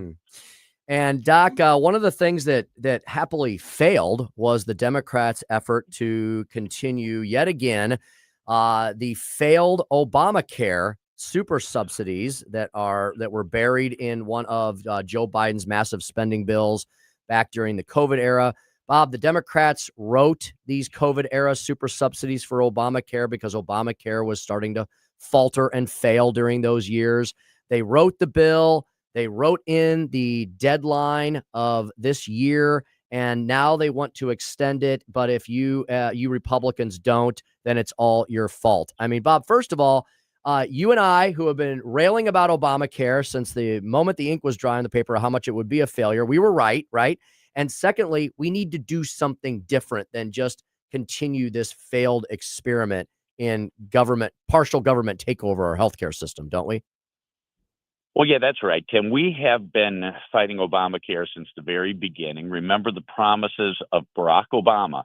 If you like your doctor, you can keep him. If you like your health plan, you can keep it. And this is the third promise that people don't remember quite as well. And the average American family will save $2,500 a year on their health insurance. Like your health plan, you can keep it. Your health plan was outlawed unless you had employer-sponsored health insurance, which was more or less unaffected by the Obamacare law, although Obamacare contributed to increased healthcare costs for all of us for myriad reasons. But yes, first of all, if you were an individual small business, they outlawed your plan and they forced you into this one-size-fits-all Obamacare that we predicted would accelerate costs. And the very first year, Tim, which was 2014, that the Obamacare exchanges were fully in effect, those premiums went up 47%. Since then, they've gone up another 98%. So what the Democrats want us to do is double down on failure. Yes, in 21 and 22, first in ARPA, then in the IRA, the pretense that somehow we would fight COVID by throwing more money into the failed Obamacare system. They jacked up subsidies to the health insurers because this money, they call it a tax credit, but it's not a tax credit like you claim on your return. It's money that goes directly to the insurance companies. So they poured more money into the Obamacare system. Insurance companies jacked up their rate. Everyone pays more. And the Democrats want us to double down on that failed system. Fortunately, yesterday there were votes in the Senate, and that was rejected. But I wouldn't count it dead yet. There's still talk, and there were squishy Republicans joining dissent. So we've got to keep fighting. Yeah. You mentioned squishy Republicans. I know that Mike Johnson has had his hands full trying to keep a very slim margin majority united, and that's not an easy thing. And I think he's going to continue to struggle with that. But one thing I think most of the Republicans were on the same page on was voting down the I don't know, what is this, the 87th attempt to impeach President Trump? Yes. Yes, Al Green, the lunatic Democrat who famously shook his big old stick at President Trump during the State of the Union address this year. He had an impeachment resolution, and we voted that down. Yes. And Bob, it's notable, isn't it, that 23 of your Democratic colleagues basically decided to stop the insanity, right? So I don't know if they're going to keep trying to do this, but I think it's great that they got their vote on this, because maybe they'll give up the ghost and actually start working on things that matter to the American people. Well, yeah, that's right. At what point do the Democrats say that, Orange Man bad, we hate Trump is not a winning message? Obviously, they tried it in 2024. It didn't work. President Trump won 77 million votes in an electoral college landslide.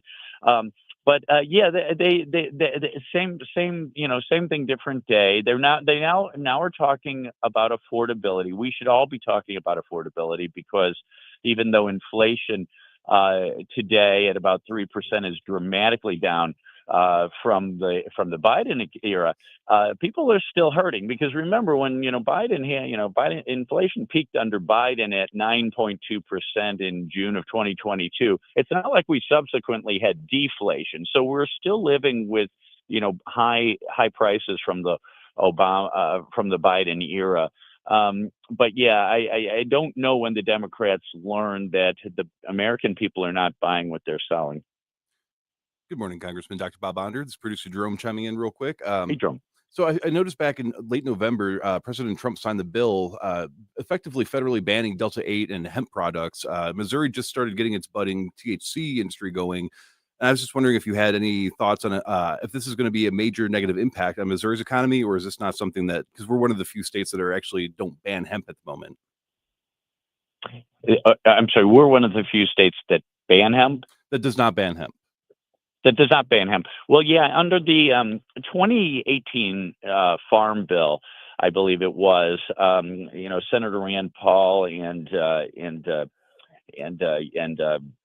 Mitch McConnell, Senator Mitch McConnell, both, of course, of Kentucky, got together and put into the Farm Bill a provision to legalize what we used to call industrial hemp that didn't have high Delta 9 THC content. And then, some enterprising chemists, because I remember claims like you could smoke a whole field full of industrial hemp and not get high. And I think that was actually true, because the THC content was quite low.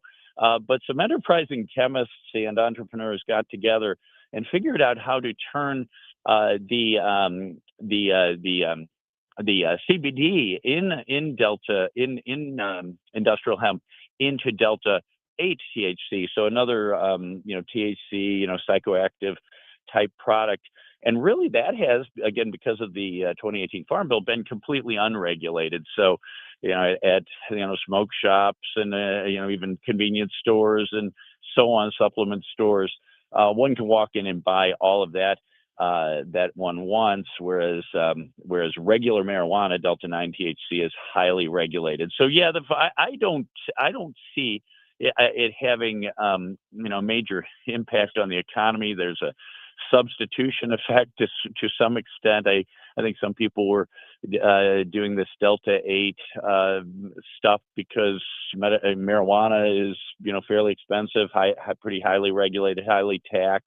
Some substitution effect with alcohol, drinking infused beverages. But yeah, that's kind of where we stand right now. But I think in terms of the size of the Missouri economy, I don't see a huge impact. We just have a couple minutes left here, but I do want to ask you this. Obviously, we're heading into the Christmas holiday season, and then the deadline for getting the appropriations measures all passed is January 30th, and we're starting to hear rumblings of, oh gosh, are we going to be heading into another shutdown? You guys obviously have your work cut out for you. Are there additional votes expected today or next week on some of the appropriations measures, or at least some of the more high-profile agenda items? Yeah, well, I certainly hope so, Susie. We, in the House, we actually have passed all 12 appropriation bills out of committee. Of course, we passed, both chambers passed 3 of the appropriation bills as part of the government reopening bill, something that very few Democrats helped us with. But yes, we're facing another looming deadline of another shutdown if we don't get these budget bills passed. I mean, it was encouraging. We were able to get the NDAA done in a bipartisan way, but I don't know if the Democrats make the same ridiculous demands as a condition of keeping the government open that they did back this summer, we could be headed toward another shutdown, I fear. Mm-hmm. And Bob, do you think we will see a reconciliation bill 2.0 possibly in the new year before the campaign silly season fully kicks into gear? Yeah, I certainly hope so. And, what might that reconciliation bill include? I certainly hope it would include some provisions to truly expand choice and restore some semblance of a marketplace to healthcare. Again, Obamacare outlawed the private insurance market. We need more choices to bring down costs, not fewer. So association health plans, expanding short-term health plans. Our good friend Justin Hill and I used to talk about short-term health plans and their potential all the time when Justin was a state rep. Expanding HSAs, radical transparency, so people can go in to a hospital, doctor's office, clinic, and know exactly what things are going to cost. All those things can bring down the cost of healthcare. And really, when we talk about affordability, where in our economics lives is affordability more of a problem than it is in healthcare. Amen. Amen. Well, Bob, thanks so much for joining us this morning. Really appreciate you joining us. Thank you. Have a great day. You too. Now, I've been wondering what's going on in Venezuela with these boats. What is going on in Venezuela? Well, actually, I think you've got some more information on what's going on. So stay tuned so you can hear what's going on with these Venezuelan boats. Have a funky, funky Christmas.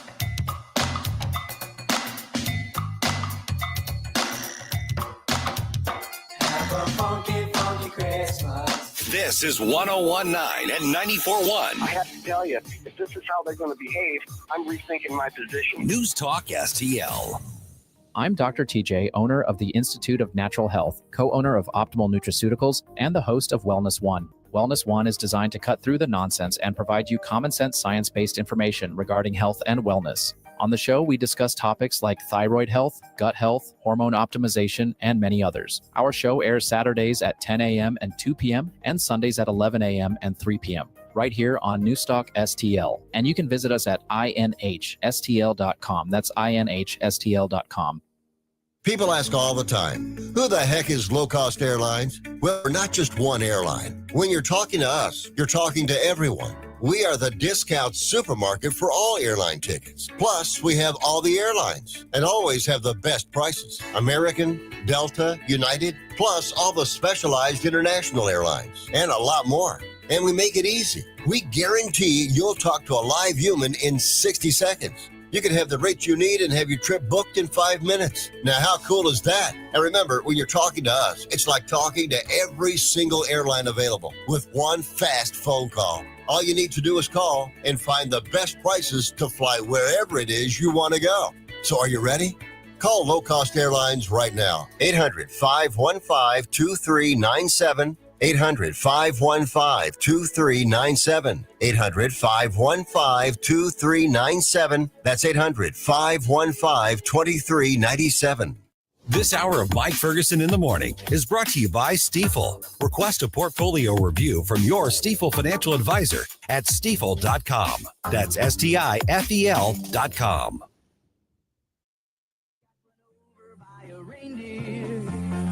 All the little children are in shock. No more loud, annoying high falsetto. Now there's no more new kids on the block. They were singing their new hit song. Covered girls with the right stuff. Now they're trophies for reindeer. Mounted on his mantle, hanging tough.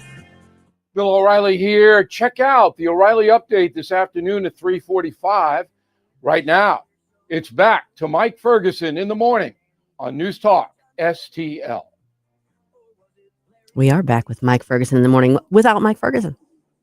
It feels so weird to be here without him. I know. Well, it's hard to do that because he won't let us make him leave. Where did this song come from?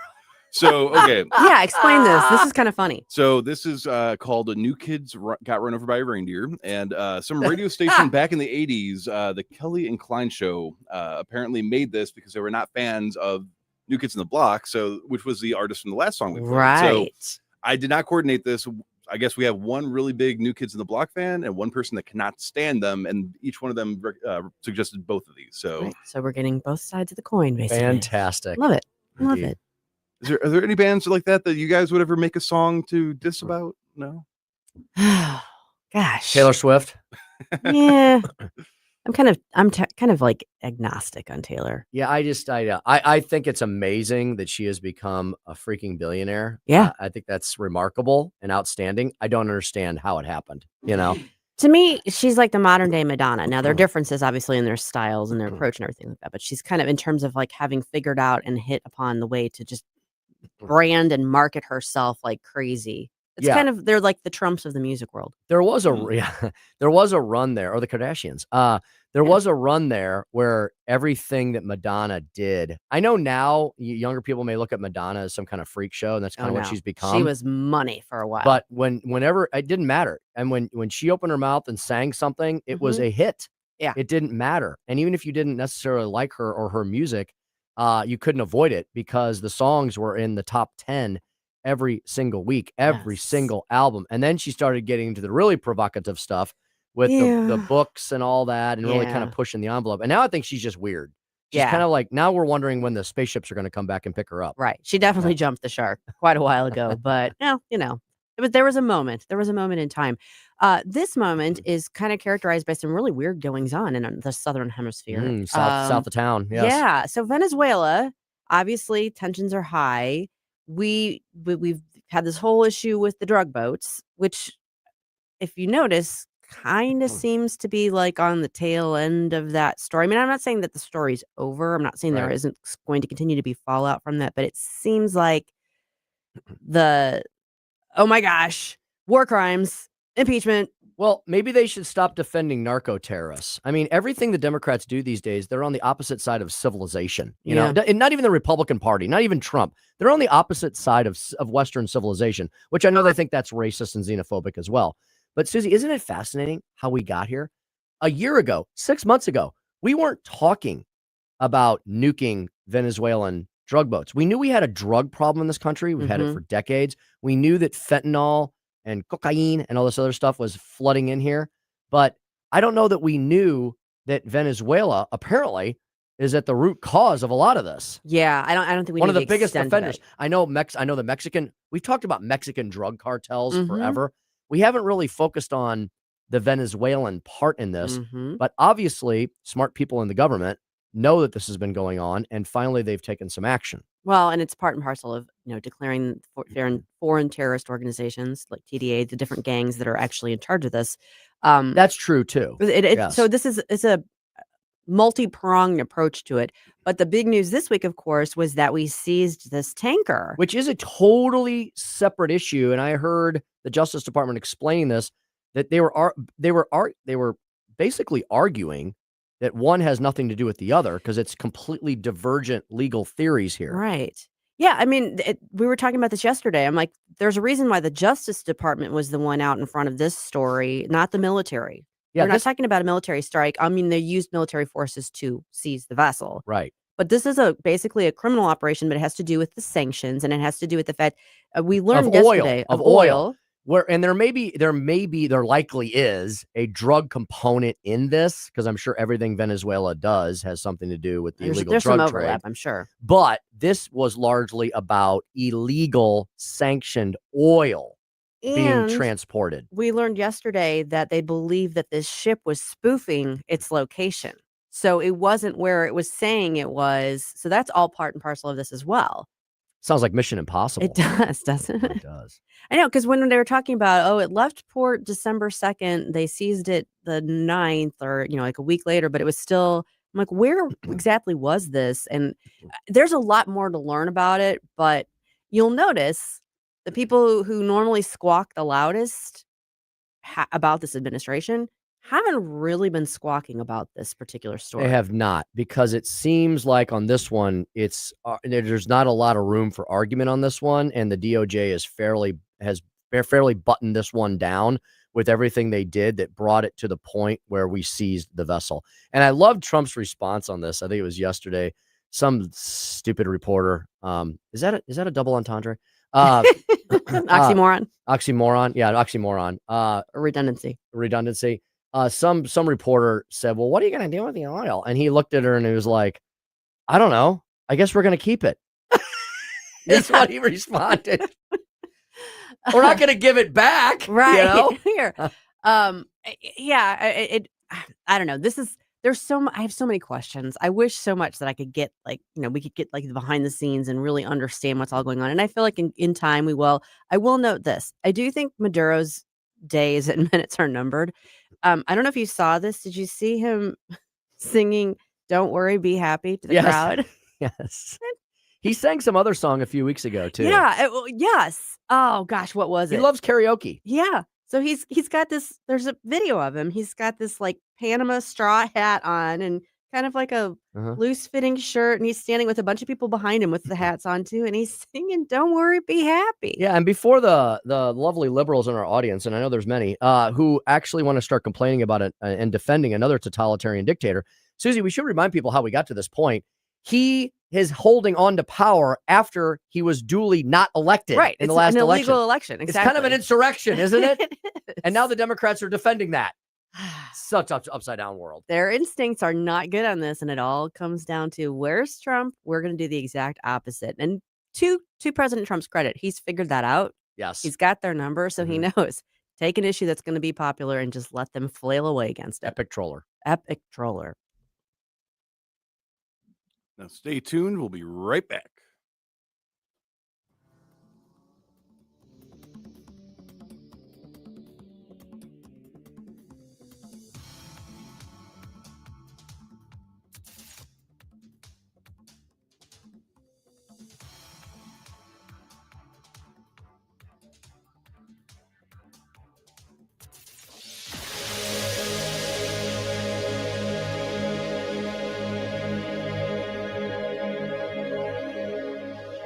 License number E2014A. Hey, it's good to see you. You know, there's a certain way we do things around here, the Grasser way. The Grasser way? We don't cut corners and we don't take shortcuts. Not on the little stuff and not on the big stuff. We do the big stuff. That's right. Whole home generators that kick on the moment the grid gives up. Lights stay on, heat stays on, your family stays safe, so your house stays warm. And your ice cream stays frozen. Green is always Grasser at GrasserHomeServices.com. If you turned 65 recently like me, it's important you find a Medicare Advantage plan that gives you the coverage you're looking for. But finding one can be difficult. The best thing I did, and I suggest you do the same, is call a licensed insurance agent and let them walk you through your Medicare Advantage plan options. There are so many benefits you have access to, so make the call now and let the representatives explain everything to you. Our licensed insurance agents can offer you a variety of Medicare Advantage plans. Plus, the call is free, the information is free, and there's no obligation to enroll. We're here to make it easy for you to select a Medicare Advantage plan that may work for your needs. Finding a Medicare Advantage plan can be easy if you do what I did. Make a quick call right now to learn more. Thank you. 800-439-7851. 800-439-7851. 800-439-7851. That's 800-439-7851. News, analysis, opinion. He lines up 4 deals with countries. Trump signed trade and mineral deals with Clayton, K270BW Belfast, KNVS Bowling Green. This is News Talk STL at 1019, 94.1, and always streaming at NewsTalkSTL.com. Breaking news this hour from Town Hall. I'm Rich Thomason. In Provo, Utah, the 22-year-old Utah man charged with killing conservative activist Charlie Kirk made his first in-person court appearance. Court is now in session. Tyler Robinson arrived with restraints on his wrists and ankles. His legal team and the county sheriff's office asked Judge Tony Graff to ban cameras in the courtroom. The judge said no to the ban. The sanction for today is that this camera will be relocated away from defense table to where the bailiff is. I'm Ed Donahue. The Trump administration vows to appeal a federal judge's release of Kilmar Abrego Garcia, an illegal immigrant who had been living in Maryland. The White House says he's not only here illegally and should be deported, but has been involved in human trafficking and is a gang member, allegations that he denies.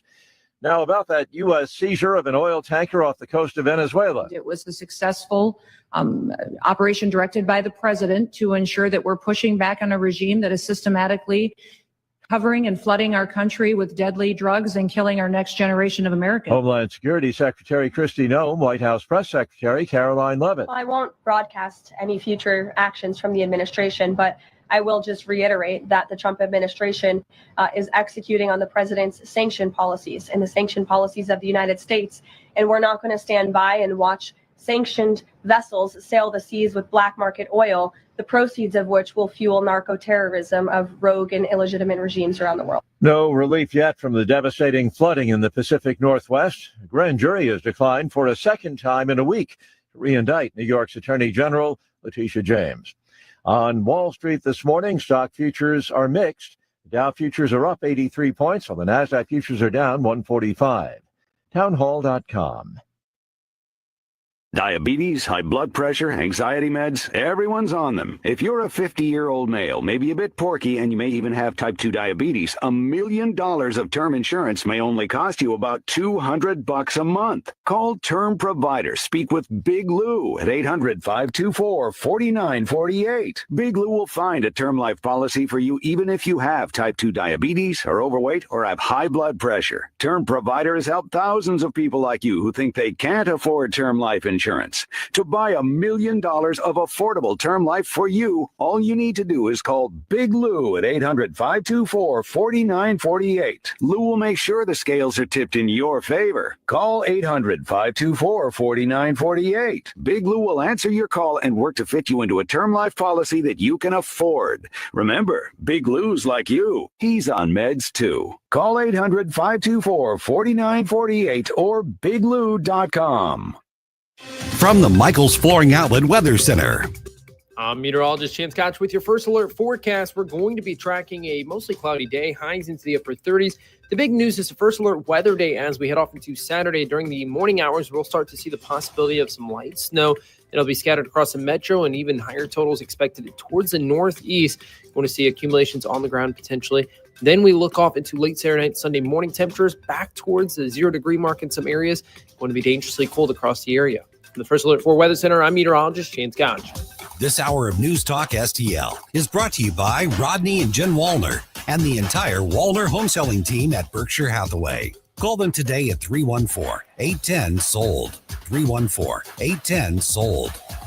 Is your retirement income at risk if you or your spouse needs nursing home or in-home care? Hi, I'm Eric Robert, Director of Investments with the ClearPath Wealth Management Group at Stifel and host of On the Money, Saturday mornings at 9 on News Talk STL 1019. The cost of long-term care is one of the biggest risks in retirement planning. For For many retirees, a single nursing home stay can cause a significant reduction in assets that can permanently reduce your retirement income. Fortunately, there are affordable and flexible options available today that can help you manage the cost of long-term care. Our team can help you address the risks relevant to your retirement, including long-term care. To schedule your free retirement plan consultation, go to clearpathinvesting.com. That's clearpathinvesting.com, or call us at 636-695-2650. That's clearpathinvesting.com or 636-695-2650. Stifel Nicholas and Company Incorporated, member SIPC and NYSE.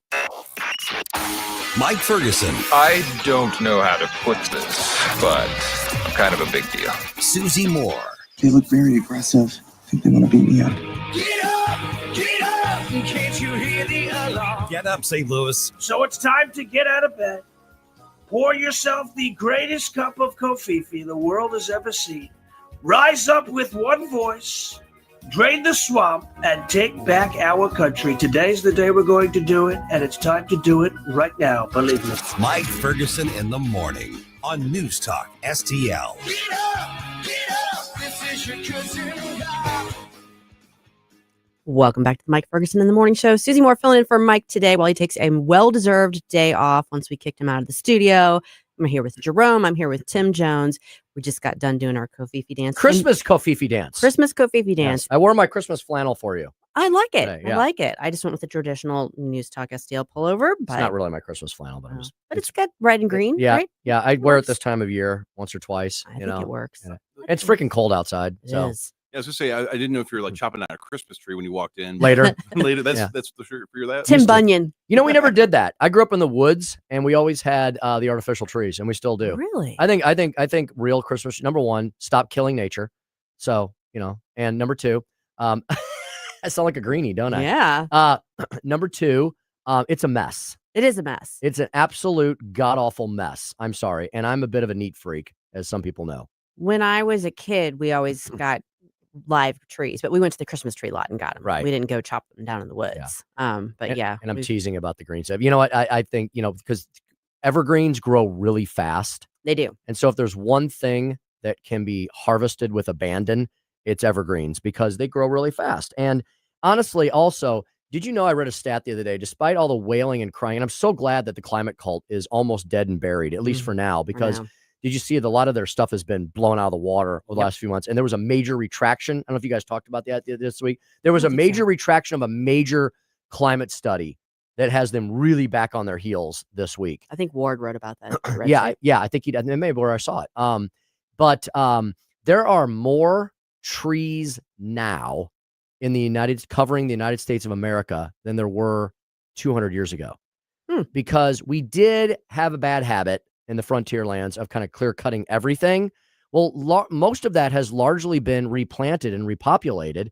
And even when we do subdivisions now a days, yes, there's some clear cutting that gets done, but like my subdivision is now about 35, 40 years old, and it has been completely reforested to the point where sometimes there's an animal invasion, that's going on. I mean, we've got like Mutual of Omaha up there on our hill between the armadillos and the deer and the skunks and the possums and the raccoons. Don't even get me started on the squirrels and the rabbits and everything else. So that reminds me of it's like a freaking Bambi horror film, No, but that reminds me of a couple of years ago when they're trying to do the whole global warming scare, and then it turns out that the ice, the glaciers, and is actually gaining ice, not losing it now. Yeah. So they're trying to scare us into this massive everything's going to melt, it's all going to flood, and then it turns out no, the exact opposite is actually happening. The grift has been exposed. The arrogance of human beings trying to portray some kind of climate alarmism based on meteorological data versus geological data is the height of both arrogance and stupidity at the same time. Because, Susie, my understanding is our meteorological records, tough word to say it, 7:08 in the morning, but I got it out twice, go back only like 100, 150 years at the most. Yeah. But to Jerome's point, if you look at the geological data, which is going to give you a much better view of the rising and cooling, to Jerome's point, many geologists have been arguing for decades that we are actually in a warming period between two ice ages. And there's another geological position, And I think we had this guy on our show, Jones and Arps, every afternoon, 4 to 6 p.m. And I know Larry Connors has had this fella on at least twice because I've heard him, where he talks about when you look at the warming periods on the planet, evolutionary wise, you will see that mankind flourishes during the warmer periods because you don't die from things like frostbite and exposure and is it hyperthermia? Hypothermia. And food crops tend to reproduce in abundance versus the cooler or the worse yet, ice age periods. Humankind generally survives better under warmer climes than under cooler or colder ones. On a personal level, I can relate to that because I much prefer the warmer months than the cold ones, but that's just me. Hello, Florida and Texas. I know. And Arizona and everything else. That's why look at where we've migrated in this country. Yes, it has a lot to do with tax policy and regulatory policy and generally being woke or not. But it also has to do with climate because we're human beings and we like to be comfortable. I'm kicking myself that I didn't ask Bob Onder about this. What's that? He talked about Al Green. Yes. And his stick. I wanted to know, does he shake that cane at everybody? Do they all have to duck out of the way when they enter the House chamber? It's like Oprah, you're getting impeached and you're getting impeached. Everybody's impeached. What's the character from The Simpsons? The old guy. Oh, it's Grandpa, Is isn't it Grandpa? Yeah, he reminds me of so. Grandpa from The Simpsons, Al Green. Well, it Yeah. kind of reminds me of my great-grandmother because she had a she had a cane. Al and Green. She was not a nice person.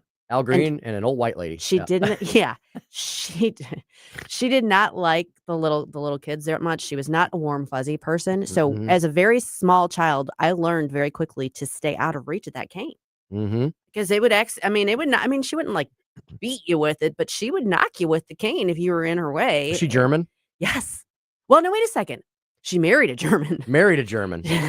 She was English and Irish, that sort of thing. Yeah. She was a Hamilton. But She married Kurt von Fursch. Oh, well, there you go. That's a oh my goodness. They didn't get along that well.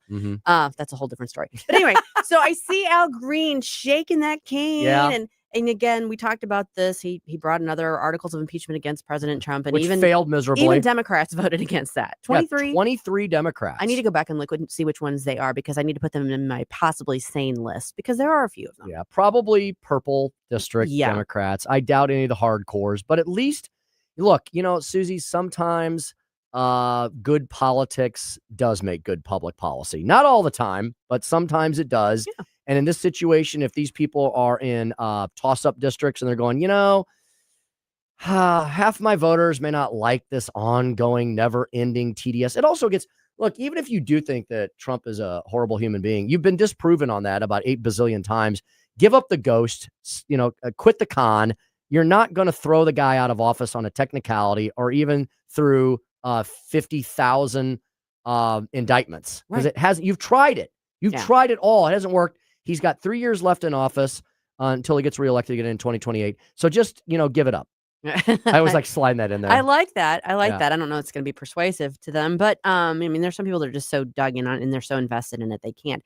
But we've seen this all week long. There were 3 other cabinet members that they've moved to impeach this week. No, that's right. Yes, Kennedy. Yes, and Hegseth. Yes, and as far as I understand, I don't know if I understand. Maybe I understand with RFK, they have policy disputes with some of his things that, vaccinate, don't vaccinate, eat this food, don't eat that food, issues with the autism arguments and all that. Okay. So those are maybe some legitimate policy debates. With Noam and Hegseth, Susie, they literally don't like the fact that the two of them are doing their job. That's what it comes down to. That one lunatic, I think we even have a clip on this. Jerome, I don't know if you got those from when I sent you clips last night. You may not have even seen it. We can bring one up later in the show. But I sent a clip where a congressman is yelling at Kristi Noem and saying that she's lying. Shri Thanadar. And that guy's a lunatic. Yeah, he is. And not doing her job. And I'm like, wait a minute. She's deporting illegal aliens and keeping the nation safe. That's the very definition of her job. Yeah. Yeah. It's none of those are going anywhere. But it's like we can see what you're doing. We can see the playbook. It's wide open. They're doing everything they can to separate President Trump from his very effective cabinet. Don't be surprised if next week there are impeachment articles drawn up for Scott Bessent. Probably because they're blowing their narrative out of the water every single day. And here's the thing. This kind of political tactic, we have learned over the last recent decades, it doesn't work for either party, right? When Barack Obama, one of the worst presidents of the modern age, was in office for 2 terms, the Republicans only seemed to want to do Barack Obama bad, kind of like Orange Man bad. And the candidates they put up against Barack Obama, John McCain and Mitt Romney, were absolutely horrible. And so the Republicans weren't standing for something. They were only standing against something. Same. Look at Donald Trump. Same exact thing. It's the same. When it's the same when I can make the same argument on both political parties, we're probably on to something. Yes. And they did it with Donald Trump and they failed. Well, we had that little interim weirdness in 2020, which I'm still not going to give up the ghost on that. But he has been elected president twice. Okay. So he will serve 2 full presidential terms, just like Barack Obama did. And also in the case of Trump, they don't seem to be able to have an argument against him other than Orange Man bad. It didn't work when Republicans were trying to defeat Obama. It largely didn't work with Democrats trying to defeat Trump. You have to not only stand against maybe the badness that you see in the candidate, you also have to stand for something with a candidate of your own who appeals to the masses. Well, the other thing about that is, too, if you want to actually be successful as the opposition party, it pays to find the common ground and find some things that you do agree on, because that lends you credibility. If you're saying, look, I can't stand the guy, but he's right on, issue X and Y, we can get on the same page with that. People see the fact that you're actually leading, you're actually trying to do something effective instead of just railing against the guy. Claim credit for something. Yes. Like the passage of this NDAA bill, right? I haven't really looked at it that closely. We'll talk to Jim Talon about it and get really in depth with it on Monday on our show, but like we always do. But, the Democrats that voted for that and helped that get across the finish line, I'm sure there's some really good nuggets in there where they can say, look, we're standing up for America and our national defense and for the military. That's standing for something.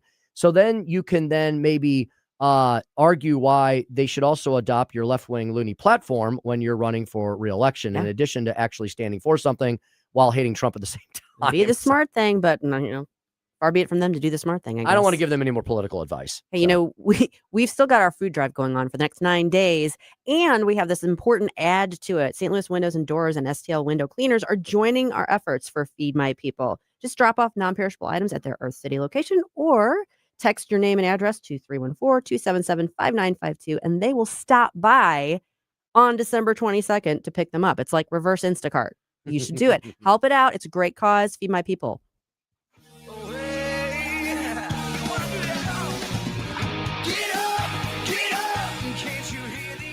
Mike Ferguson in the morning. Someone in that control room is out of control. On News Talk STL. What are you waiting for? Get up! On the next Larry Connors USA. Tonight's story behind the story, the Empire State Building. Things you probably didn't know. Larry Connors USA. Now weeknights 6 until 8 on News Talk STL. Hey there, Chris Cooper of Serenity Wealth Management. Join us this Sunday right here on News Talk STL for Serenity Wealth Now Radio. This week, we're featuring special guest Jonathan Heslop of the Rockwood Charcoal Company. He's no stranger to News Talk STL, and we're going to find out why it's okay to be on the naughty list and get some charcoal in your stocking. Tune in right here, News Talk STL, Sunday morning, 9 a.m. or on Serenity Wealth Now social media outlets. Serenity Wealth Now with Chris Cooper, Sunday mornings at 9 on News Talk STL. Investment advice offered through Fortis Capital Advisors, LLC. Hey, how you doing? Santa Vic here. And Santa's Hedvig head here. And you can win some great prizes with News Talk STL's St. Louis Conservative Christmas. You forgot the ho-ho-ho. You forgot the ho-ho-ho. Oh! No, ho-ho. Oh! Log on to NewsTalkSTL.com for your chance to win great prizes from Havana 1961 Restaurant, Trolley Stop Bakery, and Whistle Pig Outdoors. NewsTalkSTL.com. Oh! What if there was a one-stop shop for all your healthcare needs and no insurance was needed? At Bell Healthcare, we make wellness simple. Optimize the patient's life. Struggling with weight loss? We offer proven programs, including GLP-1 treatments like semaglutide. Need hormone therapy? We've got personalized plans for both men and women. Nagging pain or injuries, chiropractic and regenerative medicine are available. Ready to take control of your health? Visit bellhealthcare.net today and get optimized. I really like all the things you're saying. News, analysis, opinion. Thank you very, very much. News Talk STL. The 80s. Never been a decade like it. Never will be. It's Flashback Friday.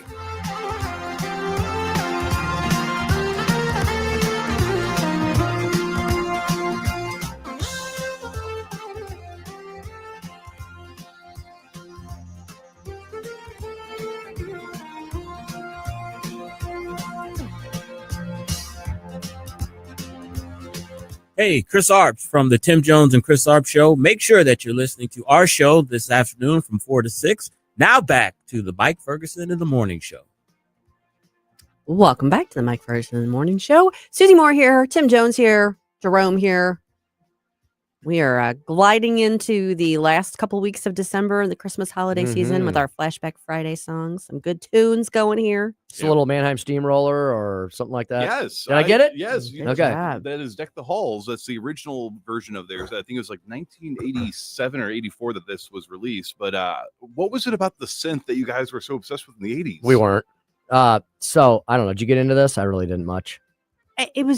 It was part of the culture, Jerome. Okay. With all the rock bands and the pop bands using the synthesizer. Yeah. Bobby, Susie. I was just trying to think. I mean, it seemed like, okay, you got to have. It seemed like music at the time, Yeah. Jerome. No, you got to put it in context because the 70s, you started out when 70s ended up, the late 70s was disco.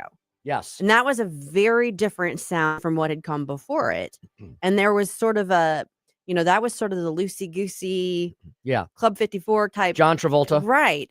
And then the 80s were kind of like the Bee Gees. yuppie reaction to that. Yes, Duran and Duran. this went with, I don't know, the sound matched the clothing. Flock of Seagulls-esque. Yes. Yes. I don't know. I'm not expressing this well, but that sound captured like everything was kind of like The poppy attitude moving of into the era. high Yeah. tech. Yeah, and we're cool. We're hip. We're Gordon Gekko, Wall Street. You went. I mean, just if you look at the fashions, they matched the music, and I They don't really know how else did. to explain it. The sound matched the goofy clothes. It did. And so my wife, Suzanne, doesn't have a problem, I don't think, with Mannheim Steamroller, but she does not like the dark alternative Trans-Siberian Orchestra. She calls that angry Christmas music. It really is, though. Yeah. It kind of is. So Mannheim Steamroller is the lighter, poppier version Yes. of the synth, as Jerome says. I like that, the synth. Whereas Trans-Siberian Orchestra gets a lot more dark and They do. dangerous. Yeah. They do. Dun, dun, dun, I dun. know. You will have a happy Christmas. Wait a second. Wasn't Mike yelling yesterday? You will have a Merry Was Christmas. he? Was he really? He said that exact thing. It was beautiful. I It was must an have heard amazing that, and I put it in the scared back me. of my head. It scared me. I was like, Yeah. oh, I don't Yeah. know. I ran out of breath laughing so hard. Oh, Angry Christmas. Well, we're gonna have to go. We're gonna have to like build on that. and have Like some fun Bad with it. Santa. Yeah, You know? exactly. Which is what Vic looks like when he dresses up as Santa Claus.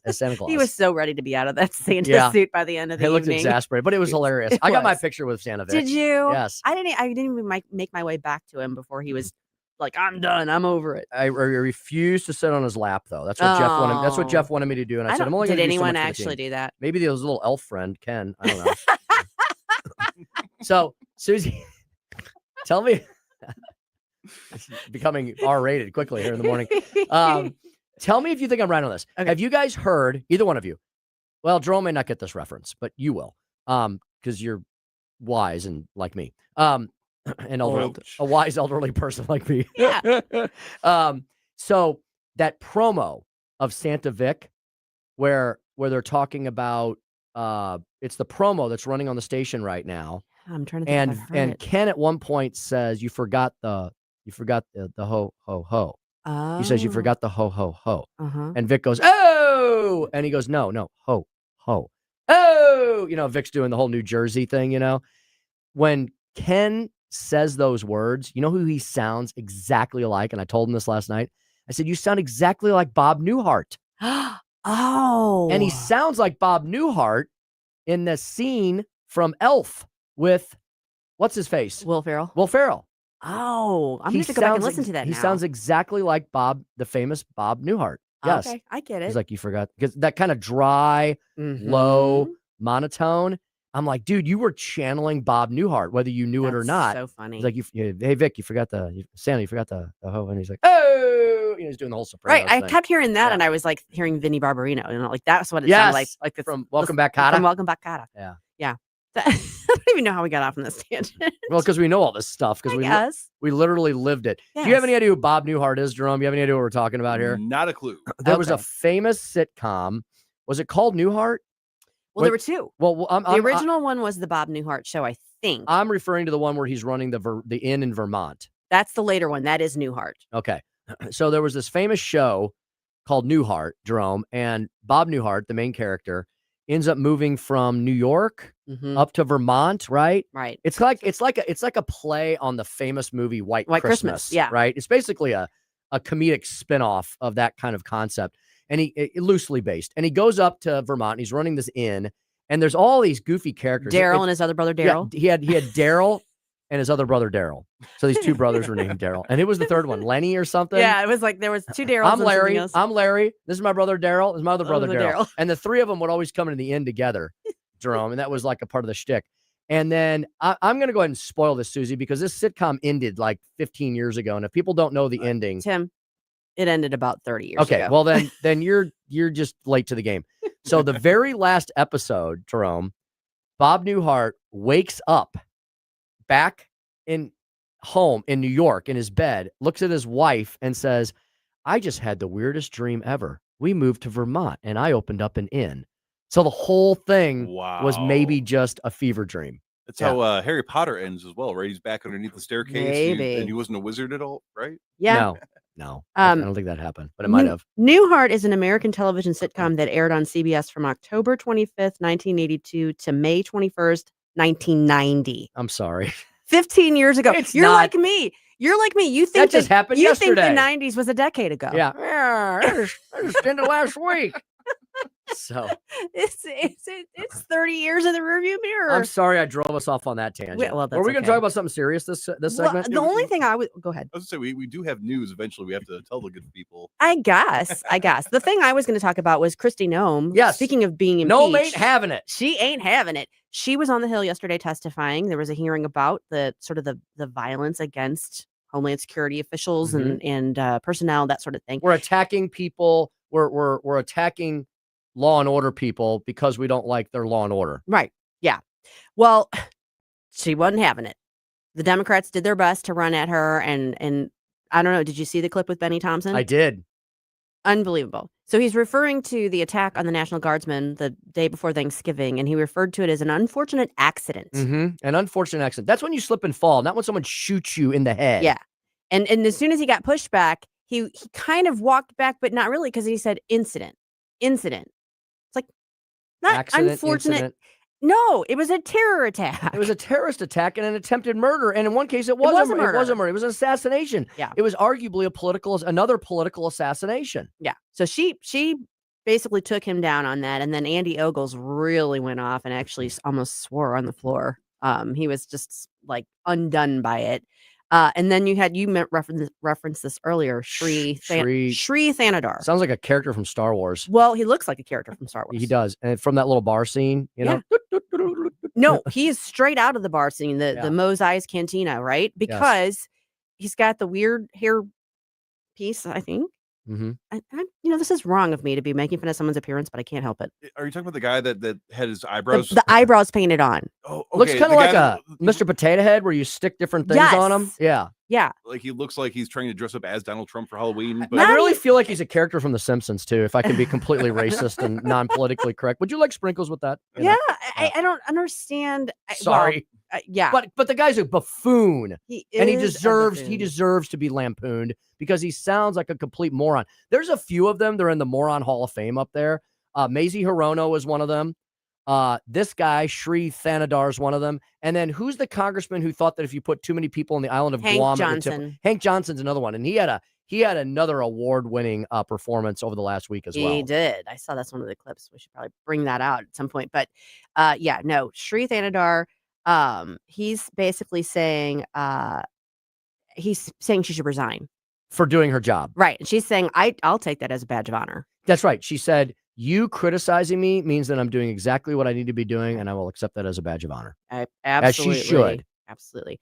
I don't listen, Missouri elected Cori Bush. So True. I mean And Tashara Jones twice. Well, I mean to Congress. Oh, to Congress. Yeah. Right. We've had our winners. In the loser Hall of Fame. But then you see somebody like this guy, and you think he's from Michigan, I think. Like there was enough people that actually voted for him. Look at Tim Walz. You know? I mean, Oh, how that's true. did that guy become a governor? And I can attack Minnesotans because I was actually born there. Minnesotans. By happenstance. My dad was stationed there during the end of the Vietnam War. He's a veterinarian. Mm-hmm. So he was a captain in the U.S. Army. And my mom was expecting me. And so because of all of that, they did not ship my father overseas. They shipped him to Minnesota in the winter, which arguably is just as bad, perhaps. Like kind of Siberia. Yeah, kind of Siberia. And my dad inspected the food before it was shipped overseas. That was one thing the veterinarians did. And the other thing they did was take care of all the service animals, right? Okay. And the canines and all Makes that sense. stuff. Canine units. And I was born in Edina, which is the land of the cake eaters, as they say in Minnesota. And my mom says, yeah, I don't know that we would recognize what in the world has happened to Minnesota since we left. And they're sad too, because I don't remember it. We moved back when I was 2 years old. But, you know, it was the land of the 10,000 lakes. Now it's just the land of the 10,000 lunatics. And you wonder if there's frostbite on the brain up there, and why in the world they can elect somebody like Tim Walz or wherever he's from Michigan. Michigan, you know, something wrong with these northern tier Midwest states, There something in the is. water, maybe too much lead. Maybe. Sorry. So while we were thinking about this, what exactly were the Minnesota fraudsters spending their ill-gotten gains on? We're going to actually talk more about that with Becky Noble here at 7:35, right after Larry Connor's commentary.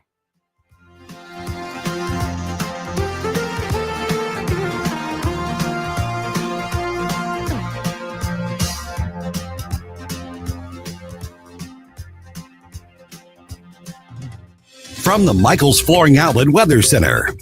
I'm meteorologist Chance Koch with your first alert forecast. We're going to be tracking a mostly cloudy day, highs into the upper 30s. The big news is the first alert weather day as we head off into Saturday. During the morning hours, we'll start to see the possibility of some light snow. It'll be scattered across the metro, and even higher totals expected towards the northeast. You want to see accumulations on the ground potentially. Then we look off into late Saturday night, Sunday morning temperatures back towards the 0 degree mark in some areas. Going to be dangerously cold across the area. From the First Alert 4 Weather Center, I'm meteorologist Chance Koch. Why are you going to work? It's Sunday. It's a brand new show on News Talk STL. JC's Sunday Showgram. It was 35 years ago this week. People all over the Midwest were anticipating a giant earthquake. The story of Dr. Ivan Browning. Plus, Roger Daltrey tells us about the tragedy of the 1979 Who concert in Cincinnati. And we crack open the Christmas library. All brought to you by the Weber Automotive Group. Sunday morning, 7 to 9. Then podcast each Monday on NewsTalkSTL.com. Larry Connor's commentary, brought to you by Vincent's Jewelers, offering a wide selection of jewelry, including lab-grown diamonds, affordable earrings, bracelets, necklaces, and rings, up to 75% off their natural counterparts. Visit VincentsJewelers.com. This is Larry Connor's commentary on News Talk STL. The story of fraud in Minnesota continues to unravel, stretching across numerous state agencies. Initial reports claiming $1 billion in fraud, but the counting and investigation continues. Now, Governor Walz is claiming, I'm working hard to stop the fraud. Right. This is the same governor over the last few years ignored more than 500 state employees who were trying to warn him. But they were not just ignored. Some even faced retaliation. The fish rots from the head down. And the numbers for the Center for Immigration show just how far the rot spread. There are about 80,000 Somali refugees in Minnesota, and 81% of them, that's right, 81% are on one or more forms of welfare. Of the native-born Americans in Minnesota, only 21% are on welfare programs. That's a staggering fact. Welfare programs are built as a safety net for those who need it. But if the net is filled with freeloaders and with fraud, it breaks. Although I do agree with a person who said, Minnesota is not about Somalian fraud. Minnesota, and I stand with this statement, is about Democrat fraud. Get more Larry Connors on Larry Connors USA. Tonight at 6 on News Talk STL. In all these years that Wellington Environmental has been my sponsor, I've never mentioned their duct cleaning services. Allergy season is here, and Wellington crews clean air ducts daily in homes and commercial buildings, also cleaning air handling units and diffusers in commercial facilities. Why? Well, because people will see black dirt and mold on the vents, or they are actually suffering from allergies. Don't be fooled by low-cost duct cleaning providers saying they charge only per vent, because once they get on site, the price will skyrocket. Wellington does not do this, never has. Wellington will give you an estimate, and you say Larry Connors, and immediately you get a 20% discount. Call Cindy, 314-644-4930, 314-644-4930. Make your home and business better, safer with Wellington. Be well with Wellington. This holiday season, help Feed My People fill the shelves. News Talk STL and the STL County GOP are partnering for an annual food drive, November 10th through December 21st. Drop off your non-perishable food donations at all Bartolino's restaurants, all Chris's Pancakes and dining locations, and all 3 Michael's flooring outlets, or at the News Talk STL studios. Hey, it's Vic Porcelli and Ken Williams. We can make a difference for families in need. Visit NewsTalkSTL.com for complete drop-off locations. If you have a phone, you have a radio. Download the all-new News Talk STL app. Love the all-new News Talk STL app. On my way to work in the morning. Usually I'm in the car. I listen on the app in my car every morning going to work. Download the News Talk STL app and listen anytime, anywhere. The 80s. Bueller. The 80s. Let's go while we're young. Never been a decade like it. Shall we play a game? Never will be. Where the beat? It's Flashback Friday. Along those lines, so deck those halls, trim those trees, raise up cups of Christmas cheer. I just need to catch my breath. Christmas by myself this year.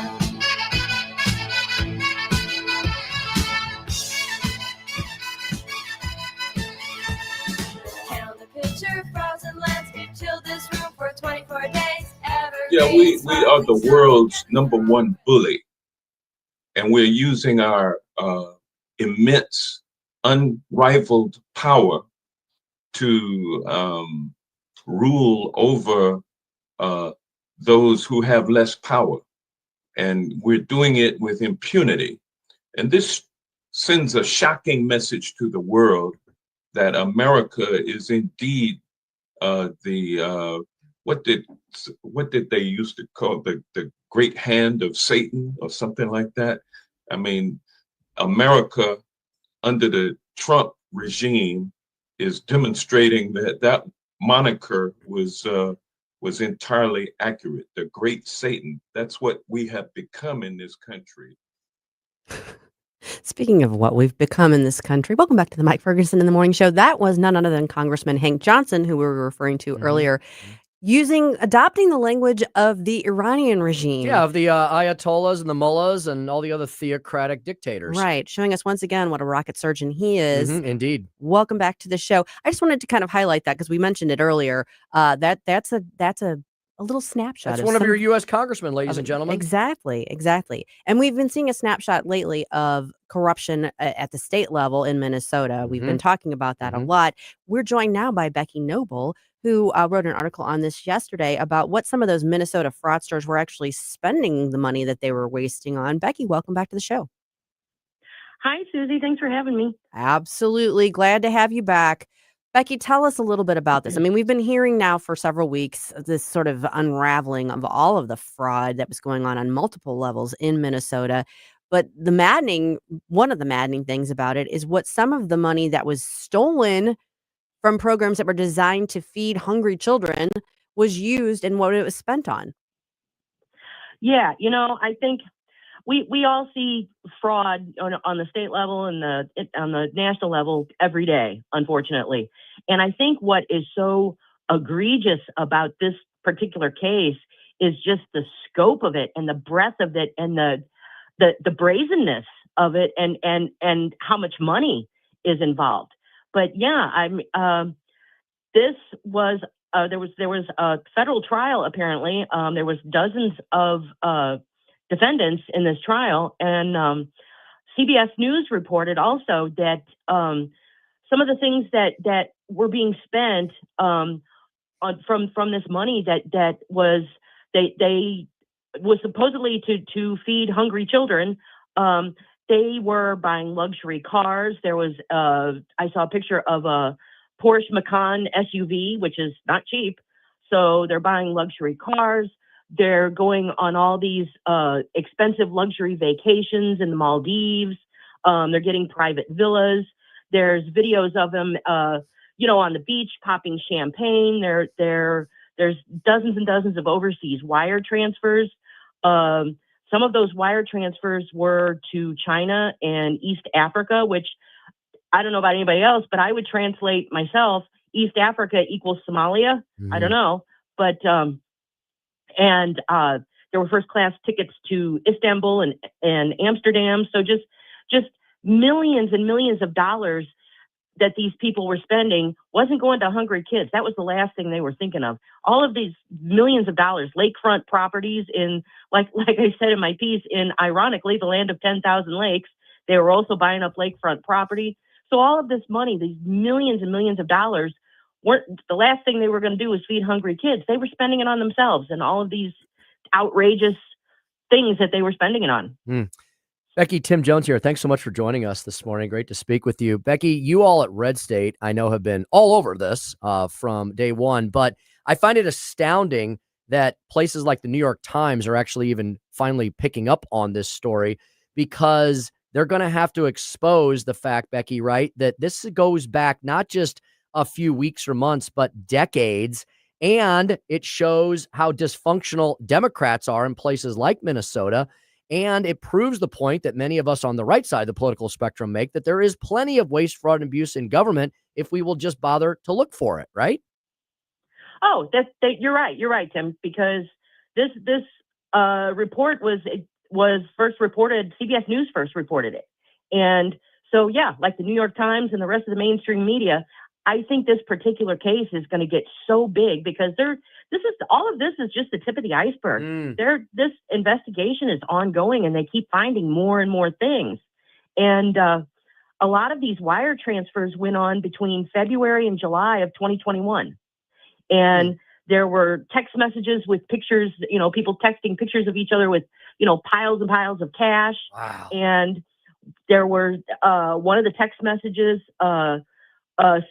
referred to something about sending $1,000 to something called Mogadishu Bakara.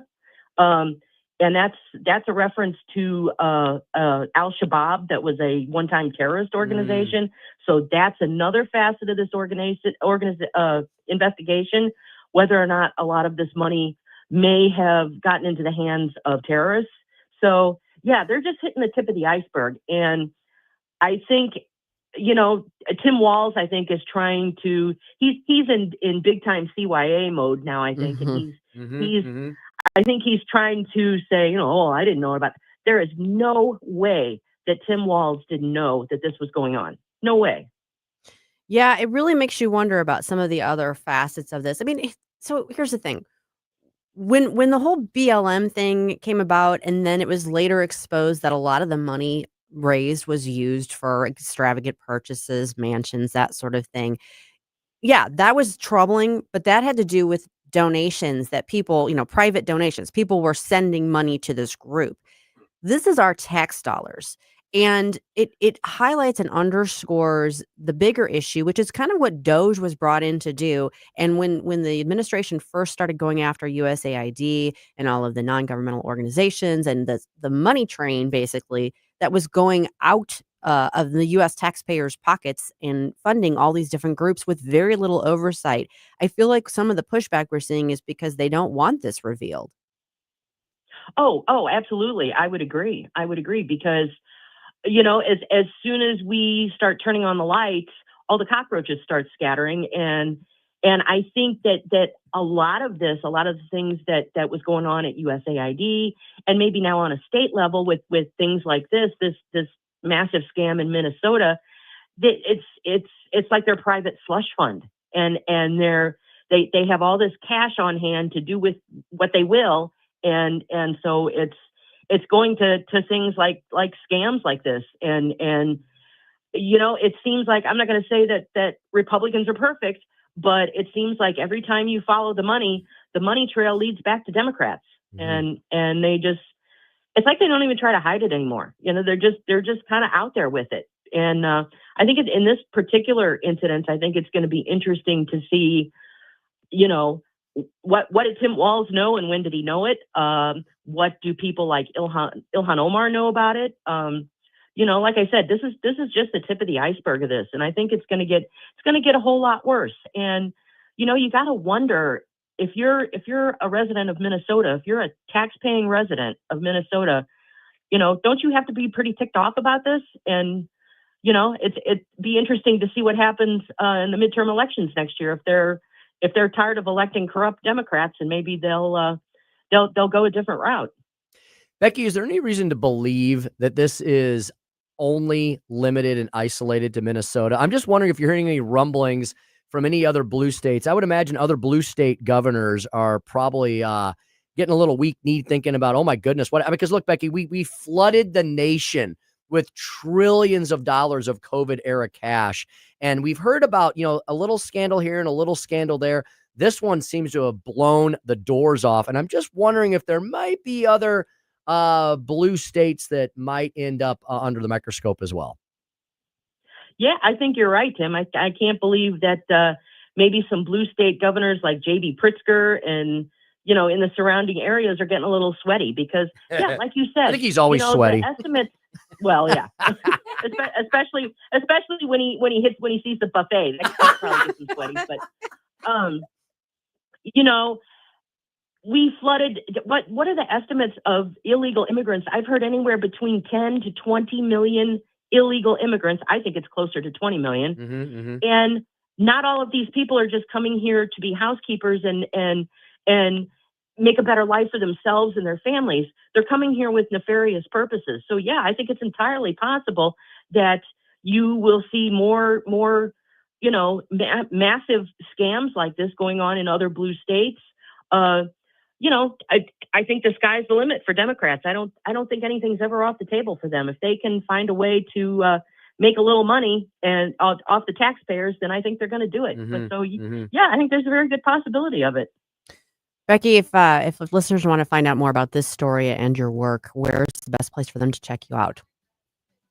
Well, of course, they can go to redstate.com.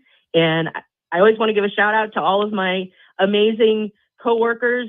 We have the best writers in the whole world, and I'm not biased, but they make me want to be better every day. So shout out to everybody at Red State. You guys are the best. And you can find me at gumshoepolitics.substack.com. Thanks, Becky. Appreciate you joining us. Thanks so much, Susie. Thank you, Tim. Thank you. Okay. Is it time to bring back public shaming? We'll discuss coming up next. Just one page, of course I am excited. Tonight's the night I've set my mind not to do too much about it.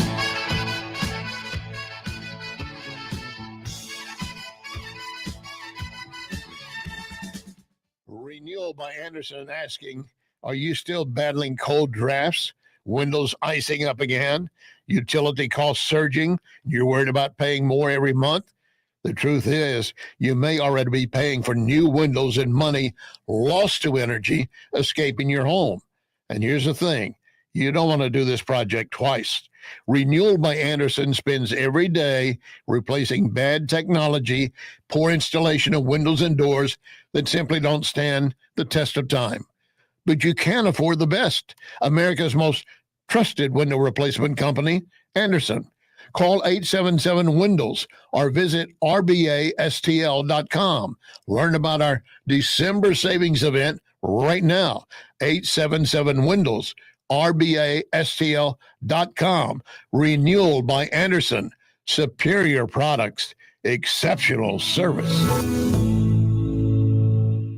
Connor Roofing. You can count on Connor. Connor Roofing is now a 2-time winner of the National Best of the Best Award for customer satisfaction for roofing, storm damage restoration, siding, gutters, both residential and commercial. Please visit ConnorRoofing.com for an estimate. And remember, you can count on Connor.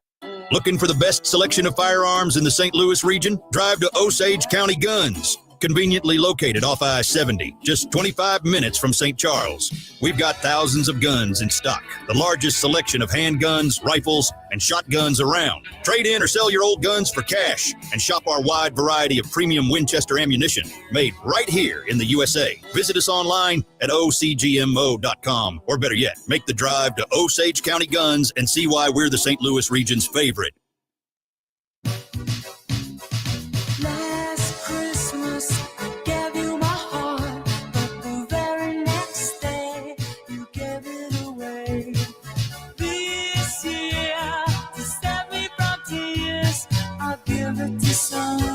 Special. Last Christmas I gave you my heart, but the very next day you gave it away. Hey guys, Billy Crow here from Jeffco Patriot Radio. Hope you had enough time to freshen up your coffee, because now we're back with Mike Ferguson in the morning. Welcome back to the Mike Ferguson in the morning. Jerome had to do it, didn't he? Yeah. Okay. He had to wham us. I will take it. Your very good friend, Mike Franco, likes to drive with his daughter to school, and they make these requests. So this is not me. This is her request, and I will not tolerate anybody bad-mouthing it, okay? Except I'm taking away his man card. Oh. Can I tell you that maybe I kind of like this song? This You know, song? I know people try to avoid it. There's actually a game out there during the Mhm. Christmas season where you try to avoid getting whammed for Christmas, and it's this song. How do you do that, though? Like, if it starts playing, do you run out of the room? I don't I'm know. not sure You what you could, do. like, run Change your the car off the channel, road. I don't run your know. car off the road, slam into a brick wall. Don't do any of these things. Don't do that.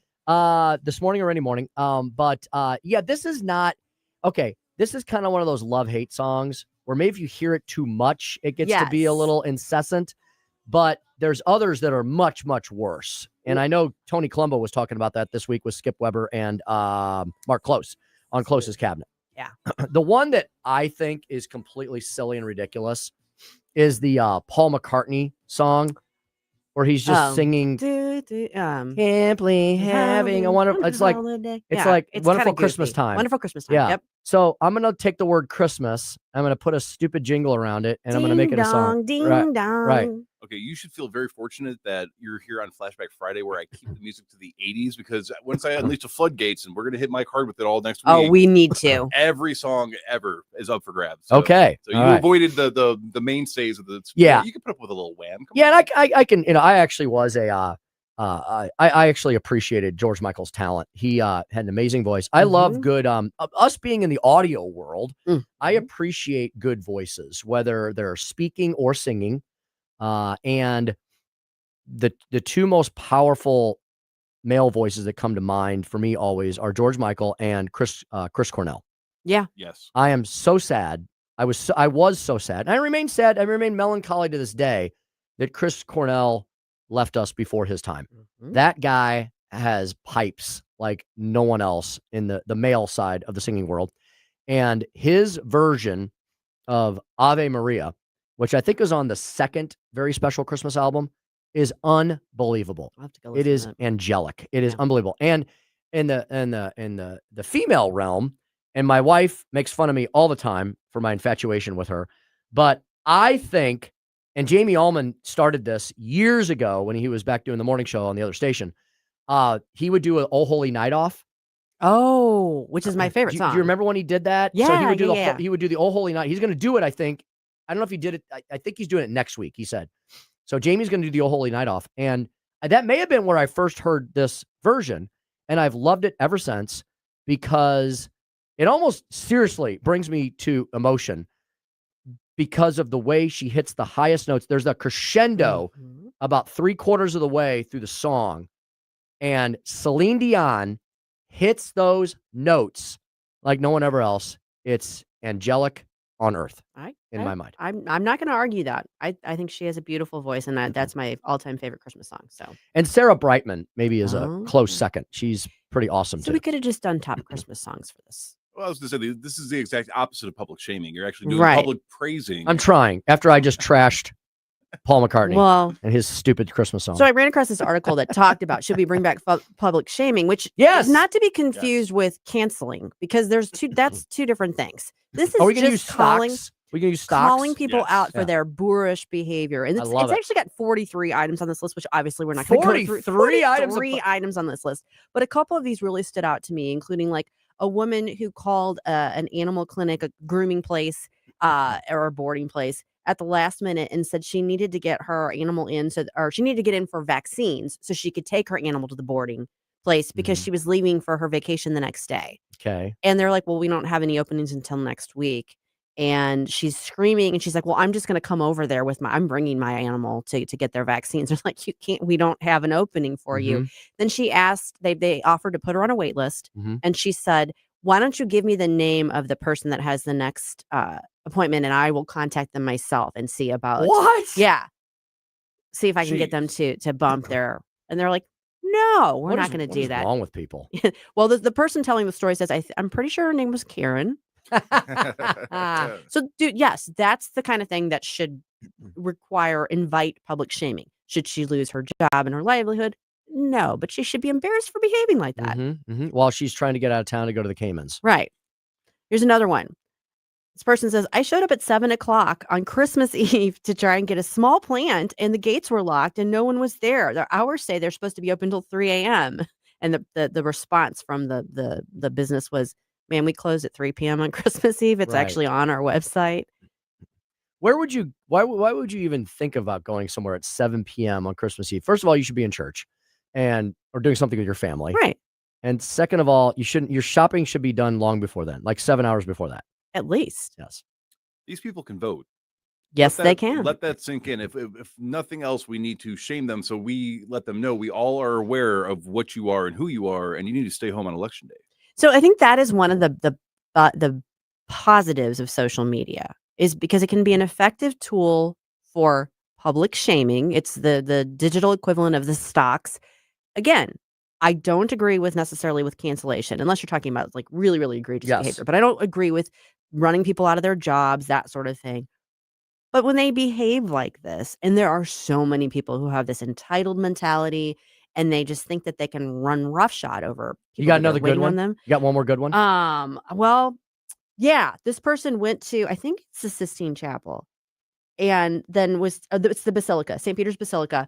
It says, do not wear a short skirt and tank top to St. Peter's Basilica unless you want to get aggressively stared up and down and side-eyed by every nun, priest, and old Italian lady there. Well, yeah. Why do you think the priests and the nuns and the Italian ladies are there to begin with? It's not for you to be a thirst trap online. It's because they actually believe in what the Sistine Chapel is meant for. Couldn't have said it better myself. So that's exactly what social media is good for, is someone exposing either somebody else or themselves to be like for being ridiculous, obnoxious Karens or whatever, and being called out for it. Now, is there a way that we can make this like a citizen's arrest type thing? And then we put them in the Citizen's stocks. arrest, citizen's arrest. Like they were being obnoxious in public and we're done with it. So get the stocks out. Or I am partial towards hard and feathering. But we get together, and if enough people get together and say, look, you were a public nuisance and we're going to basically make sure this doesn't happen again, then you just get away with it because enough of you were like, okay, that's not okay. A little public flogging. Yeah, just a little, just a tiny little bit. Yeah, like we don't have to like exile them on a raft, but I think I'm in favor of this new this way. I think I'm in favor of bringing back public shaming, not to the level of cancellation, if that makes sense. Because cancellation is more malicious, and there are people that go out of the way because you offend them and they want to affect your livelihood, your ability to provide. No, this is more so like we don't do that, and we're not going to tolerate you doing that because this is our community, and you don't get to be. You should be exposed, but not canceled. Absolutely. Yes. There you go. Shame is a good thing. It's actually a healthy thing. You should have a decent amount of it, and you should be made to feel it if you're acting like an idiot. Indeed.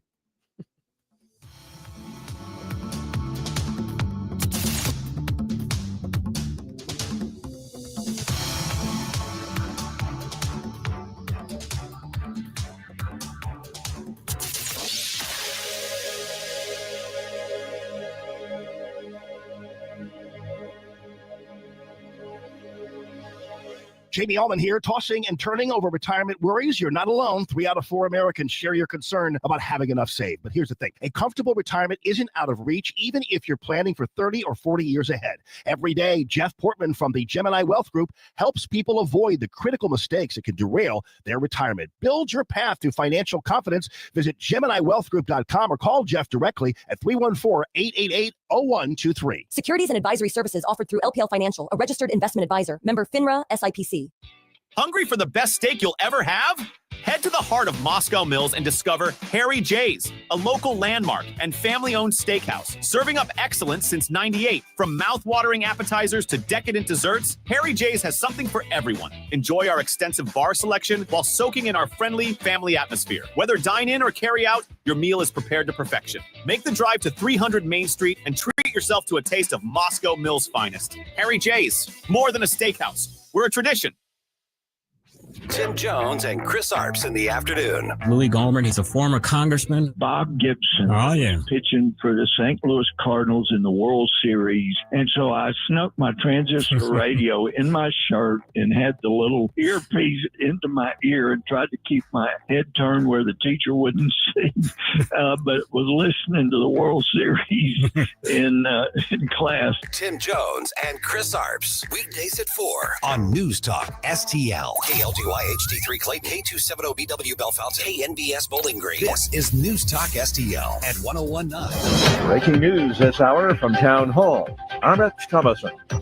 The Trump administration is defending the seizure of an oil tanker off Venezuela, despite dictator Nicolas Maduro's protests and criticism from Democrats here at home. Homeland Security Secretary Kristi Noem told the House panel the purpose was to ensure that we're pushing back on a regime that is systematically covering and flooding our country with deadly drugs and killing our next generation of Americans. At the White House, Press Secretary Caroline Leavitt added, "We're not going to stand by and watch sanctioned vessels sail the seas with black market oil, the proceeds of which will fuel narco-terrorism of rogue and illegitimate regimes around the world." Senator Chris Van Hollen, Democrat from Maryland. The real goal here is clearly regime change in Venezuela and accomplishing regime change by force. Ben Thomas, Washington. Homes have been washed away, roads and bridges heavily damaged, and there have been many high water rescues in the flooded Pacific Northwest, including in Washington State. In Sumas, near the U.S.-Canadian border. Let me know you want me to hold. You can hold. I got him at the door. The U.S. Coast Guard video shows flood victims lifted up into a rescue helicopter nearly 73 miles south in Concrete, Washington. Looks like we now have a houseboat. Mariah Brosa assesses the damage to her home. About 6 feet of water underneath my house, maybe 7. Floods are impacting a large part of the state, and Governor Bob Ferguson is calling it a historic situation. I'm Donna Warder. A federal judge is blocking immigration authorities from detaining Kilmar Abrego Garcia again. This case plays out in the courts. President Trump signing an executive order. It blocks individual states from regulating artificial intelligence. On Wall Street, the Dow is up 104 points, the NASDAQ down 110. More on these stories at townhall.com. Cold comes swiftly to Ukraine, and for elderly Jews like Olga, it can be deadly. She's 79 years old. She lives in a small village where there is no indoor plumbing, no bathroom, or reliable access to heating. And each day, she has to pump water from a well, even in sub-zero temperatures. To use the restroom, she has to walk through the bitter cold to reach an outhouse. Her meager pension is not enough to cover food, medicine, and heat. Poverty threatens to consume her life. But when all seems lost, Olga received a nourishing food box, emergency lighting, and a warm blanket. You know, this aid is a life-saving gift for someone like Olga. The International Fellowship of Christians and Jews and that staff, they lifted her spirits and they reminded her she's not forgotten. Today, thousands of elderly Jews across Ukraine and the former Soviet Union face similar struggles. Their homes are fragile against the cold, their resources are scarce, and their health is fragile too. For them, winter is not just a season, but a fight for survival. Learn more at urgentifcj.org. That's one word, urgentifcj. From the Michaels Flooring Outlet Weather Center. I'm meteorologist Chance Koch with your first alert forecast. We're going to be tracking a mostly cloudy day, highs into the upper 30s. The big news is the first alert weather day as we head off into Saturday. During the morning hours, we'll start to see the possibility of some light snow. It'll be scattered across the metro and even higher totals expected towards the northeast. You want to see accumulations on the ground potentially Then we look off into late Saturday night, Sunday morning. Temperatures back towards the 0-degree mark in some areas. Going to be dangerously cold across the area. From the First Alert 4 Weather Center, I'm meteorologist James Gotch. This hour of News Talk STL is brought to you by Stifel, serving investors for over 130 years. Contact your Stifel financial advisor at stifel.com. That's STIFEL.com. Looking for treasures from the past? Discover Mimi's Antiques Attic, your locally owned and family-operated treasure hunt destination. Explore 16,000 square feet of antiques, crafts, collectibles, and designer items across 225 unique rental spaces. Open Monday through Saturday, 9 to 7, and Sundays, 10 to 6 at 1000 Warrenton Shops in Warrenton. Mimi's Antiques Attic, where every visit uncovers new treasures. Are you searching for an excellent new vehicle or a great deal on a used one? Then check out Tyler Trineri, Chrysler Dodge Jeep Ram. Tim Jones here to tell you what loyal Tyler Trineri customers already know. Every new vehicle and select used ones come with an exclusive lifetime warranty. And Tyler Trineri has a service department second to none. I should know. I've been a loyal and happy customer for years. For the best price, selection, and the amazing lifetime warranty, check out Tyler Trineri today, right off Interstate 44 in beautiful Pacific, Missouri. Online at tylertrineri.com, tylertrineri.com. Mike Ferguson. Big guy, one of the biggest in the world. Susie Moore. Do you think he's ready? He's not ready. Get up! Can't you hear the alarm? Get up, St. Louis. I have a feeling that by the end of this evening, I'm going to be blamed for everything. Mike Ferguson in the morning on News Talk STL. Get up! Get up! This is your cousin. Good morning this morning, as my good friend Jamie Allman would always say on the Allman in the Morning Show back in the day. I'm Tim Jones, former speaker of your Missouri House, afternoon drive show co-host here at News Talk STL, 1019, 94.1 News Talk STL. Thanks for getting up early with us. Thanks for me for getting up early with us. Yes, thank you. Thank you, Tim. I used to do this back in the day, Jerome, quite a bit. I cut my teeth on morning radio. That doesn't mean I love it. I like getting, okay, here's the deal. I like getting up early in the morning so I don't feel like I waste the day. I don't like being wide awake, bushy-tailed, and necessarily having to talk for 3 or 4 hours on the radio, but I have done it a million times now in my lifetime. Yeah, it is definitely a bit of an adjustment because when you wake up and you get here, it's actually dark, and then the day starts to progress, but then you start getting tired again. And then with your show, it's daylight out, and then you start to leave the studio and it's pitch black. Yeah. So, and if you're going to have that kind of a schedule, you got to get a nap sometime during the day. I'm just saying, you can't just, certain people, like, I don't know, it seems like the president operate on 18-hour days and 4 or 5 hours of sleep. I'm not one of those people. I have to get 6-7 hours ish, or I'm cranky and tired. And although I love the prospect of getting up early and seizing the day and all that, this is sometimes stupid uber early, because you're getting up at, like, in my case, and I cut it kind of close. I'm getting up at like 4:30, 4:45, and then sliding in here right at 6 o'clock, for 6:05 for the first break. But great to be here with everyone, and make sure you listen to us throughout the day. We have, in case you didn't know, we have 6 live and local shows that cover everything from the international to the hyperlocal, and we do it every single day like no one else. No one else is doing this. And that's why when we say we're number one for live and local conservative talk, that's not just a tagline or a motto. It's absolutely factually true. I don't know of any other radio station in the St. Louis region, or even in Missouri writ large, or maybe even in the country, that still has the ability to do 6 live and locally produced talk shows that have a wide variety of hosts, a wide variety of producers, all different shapes, size, colors, creeds, codes. We all have different philosophies. We all have different, we're all generally on the center right side of the political spectrum, but we all have different personalities. We all have different philosophies. All the shows, I think, are very fun because they are very different. And that's the spice of life, right, my people? So listen to us throughout the day.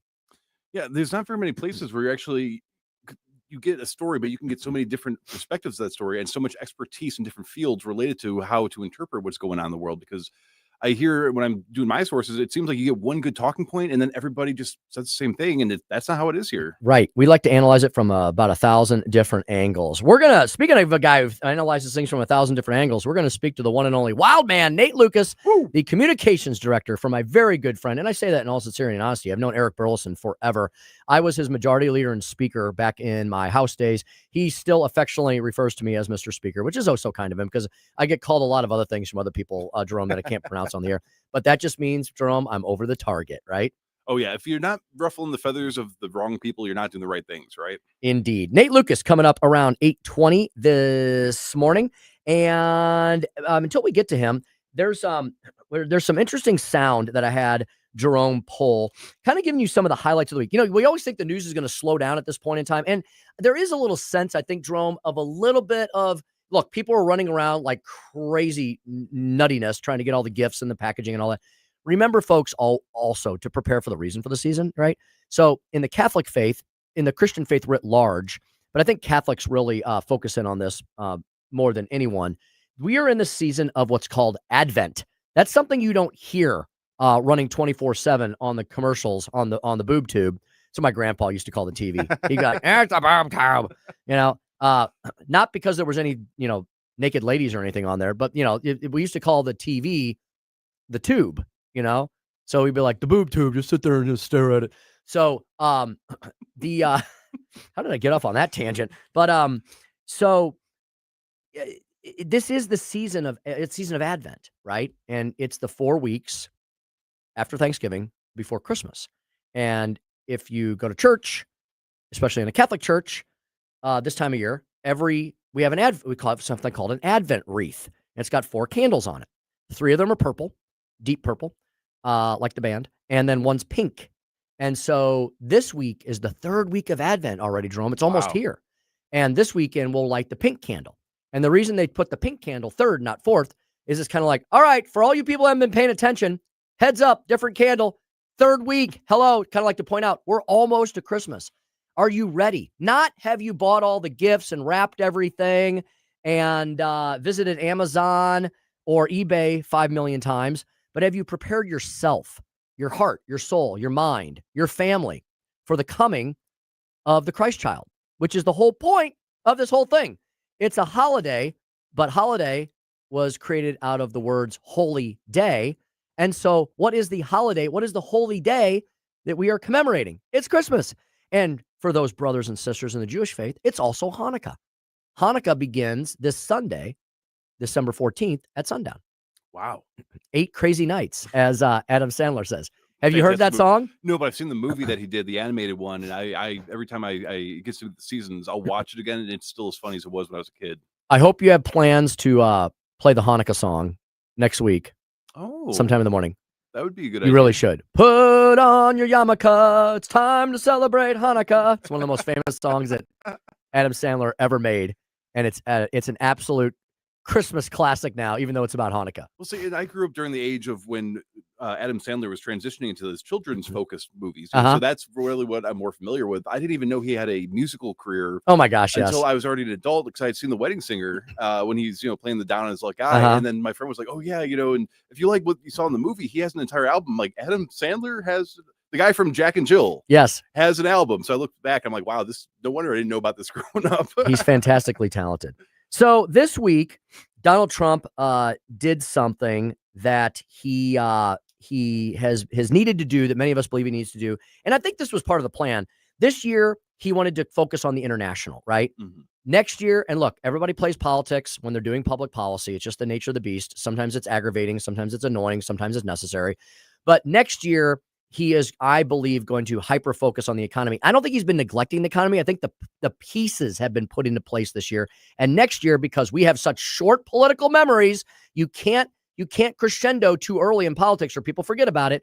I think next year, because the pieces that have been in place this year with the one big beautiful bill and the tax cuts and everything Scott Bessent is doing, I think next year we're going to have a roaring economy, and that's going to help blunt what usually happens in midterms. The political party in power gets tossed out on their bumpkins. That may or may not happen next year if the economy is roaring, because, Jerome, everybody's going to be thinking about what? Themselves, their family, and their pocketbooks, as they rightfully should, when they go to the ballot box. Yeah, and I mean, there's a lot of issues that we had to be corrected for us to be able to actually. The world through. was on fire. Yes, we skidded by the Biden administration by the seat of our pants, and I don't think enough people realize that. So when they're sitting here, they're questioning a lot of the decisions economically, and they're not seeing the magnificent sudden reversal to pre-COVID pricing. I think they forget you cannot undo 4 years of dumpster fire with a squirt gun within the first year. Biden unleashed unholy hell at home and abroad. At home and abroad. And the media, only because the media didn't properly report all those catastrophes, do people not know the extent and severity of it. But he literally was trying to implode the United States of America from the inside out. And he was causing catastrophe on the world stage because America did not have a mighty hand. Yeah, I mean, it was Putin himself who said that if President Trump had been reelected, he would not have gone after Ukraine. Proving the point. How many other issues out there that we're dealing with that we have to address for our own national safety and security could have been completely avoided had the wrong person not gotten in office in 2020. Indeed. Speaking of those pocketbook issues, and I'm going to have you play number 4 here, Jerome. President Trump doing what many have been advocating for him to do, going out back into the heartland, the all-important, crazy Keystone state of Pennsylvania. Donald Trump there this week doing one of those famous Trumpian rallies that could help inspire the base to actually go vote. Come on, people. You can't just vote in presidential elections if you care about this country. You got to vote in the midterms. President Trump in Pennsylvania this week discussing what has been done for blue-collar, average, everyday, hardworking Americans in the first year of his administration. But under Biden, real wages plummeted by $3,000 a year. Under Trump, the typical factory worker has already seen their wages increase by more than $1,300, and that's in just a few months. And for construction workers, it's $1,800 up versus $3,500 down, and I think their number is wrong. It's much lower than that. For miners, do we love miners? I love miners. I don't know how they do it, going 10,000 feet under the ground, and they wouldn't trade jobs with me. If I gave them a beautiful, magnificent penthouse in the middle of Manhattan, where I used to live, if I gave them the most beautiful penthouse, they wouldn't take it. They'd rather go 10,000 feet underground and dig. That's what they want. For miners, their wages went up $3,300. Holy smokes. I mean, and that's what people love about Trump is instead of just continuing his laundry list of worker classifications and talking about how their wages go up, he starts telling this whole random story about miners. Boy, do we love the miners. The miners are the best. Boy, those miners are great people. And to kind of prove the point of how the narrative is shifting and people are now starting to talk about the Trump effect in Trump 2.0, CNN itself in absolute awe about what's happened to fuel prices over the last year. 4.5 year low, 3.5 year low of $2.95 a gallon as of today. That is miles away from the all-time high set back in 2022 under former President Biden, above $5 a gallon. And it is lower, although only a little bit lower than at this point last year. So we go from historic highs to record lows in a very short, brief period of time. And even CNN, Jerome, is finally taking notice that maybe left-wing liberal policies are not good for the economy and more conservative free market policies are. Yeah, when CNN and NNN has to praise President Trump, you know something right's going on. Indeed. We're going to have a big fan of the president up next. He's the one and only wild man, Nate Lucas. He is the communications director for our good friend, Congressman Eric Burlison. We're going to speak to Nate about all the nonstop insanity occurring in the deep swamp. Next on the Mike Ferguson in the Morning Show, Tim Jones in the Big Chair, 1019 94.1 News Talk STL. Stop right now before you blow us all away. Hi, it's Ken Williams, and my favorite Capriati sandwich is the Capastrami. You've got hot pastrami, melty Swiss cheese, crunchy coleslaw, and zesty Russian dressing. What else do you need? I love Capriati's, and you will too. On Manchester at McKnight in Rock Hill. Winter's coming fast. Is your furnace ready? Johnson Heating and Cooling is here to help. Get our complete furnace checkup for just $99. We'll check for gas leaks, inspect electrical connections, and examine your flue to keep your family safe and warm. We service all brands of equipment, and we're fully licensed and insured. From furnace maintenance to air conditioning service, new installations to repairs. Call 636-332-4141. or visit johnson-heatingandcooling.com. Tom Shaw Realtors representing the sale and development of more than 150,000 acres. Selling, buying. Call Tom, 636-432-1922. Ask about hunting leases. ShawRealtors.com. Hey there, Chris Cooper of Serenity Wealth Management. Join us this Sunday right here on News Talk STL for Serenity Wealth Now Radio. This week, we're featuring special guest Jonathan Heslop of the Rockwood Charcoal Company. He's no stranger to News Talk STL, and we're going to find out why it's okay to be on the naughty list and get some charcoal in your stocking. Tune in right here, News Talk STL, Sunday morning, 9 a.m. or on Serenity Wealth Now social media outlets. Serenity Wealth Now with Chris Cooper, Sunday mornings at 9 on News Talk STL. Investment advice offered through Fortis Capital Advisors, LLC. Number one for live and local conservative talk. You can take these facts. I know for a fact. It's just about time. It's not now. When?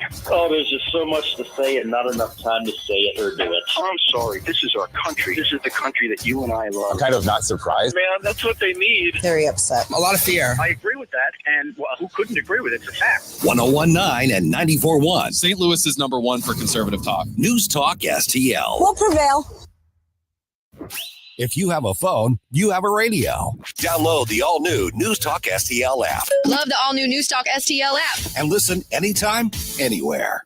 The 80s. Excellent. Never been a decade like it. Never will be. It's Flashback Friday. Come, they told me, ba-rum-ba-bum-bum. A newborn king to see, ba-rum-ba-bum-bum. Our finest gifts we bring, ba-rum-ba-bum-bum. Too late before the king, ba-rum-ba-bum-bum. But the affordability issue is from the 22% increase in prices in inflation under Biden. There's just full stop right there. That's the affordability issue. And you ought to be able to explain that better. Right. That's right. And look, I think that with the economic team, President Trump and the economic team led by Scott Bessent, you have people who very much understand this. And it was they were thrown, what I would say, the worst economy for the average American in my adult lifetime, in terms of like you said, the incredible increase in prices at the household.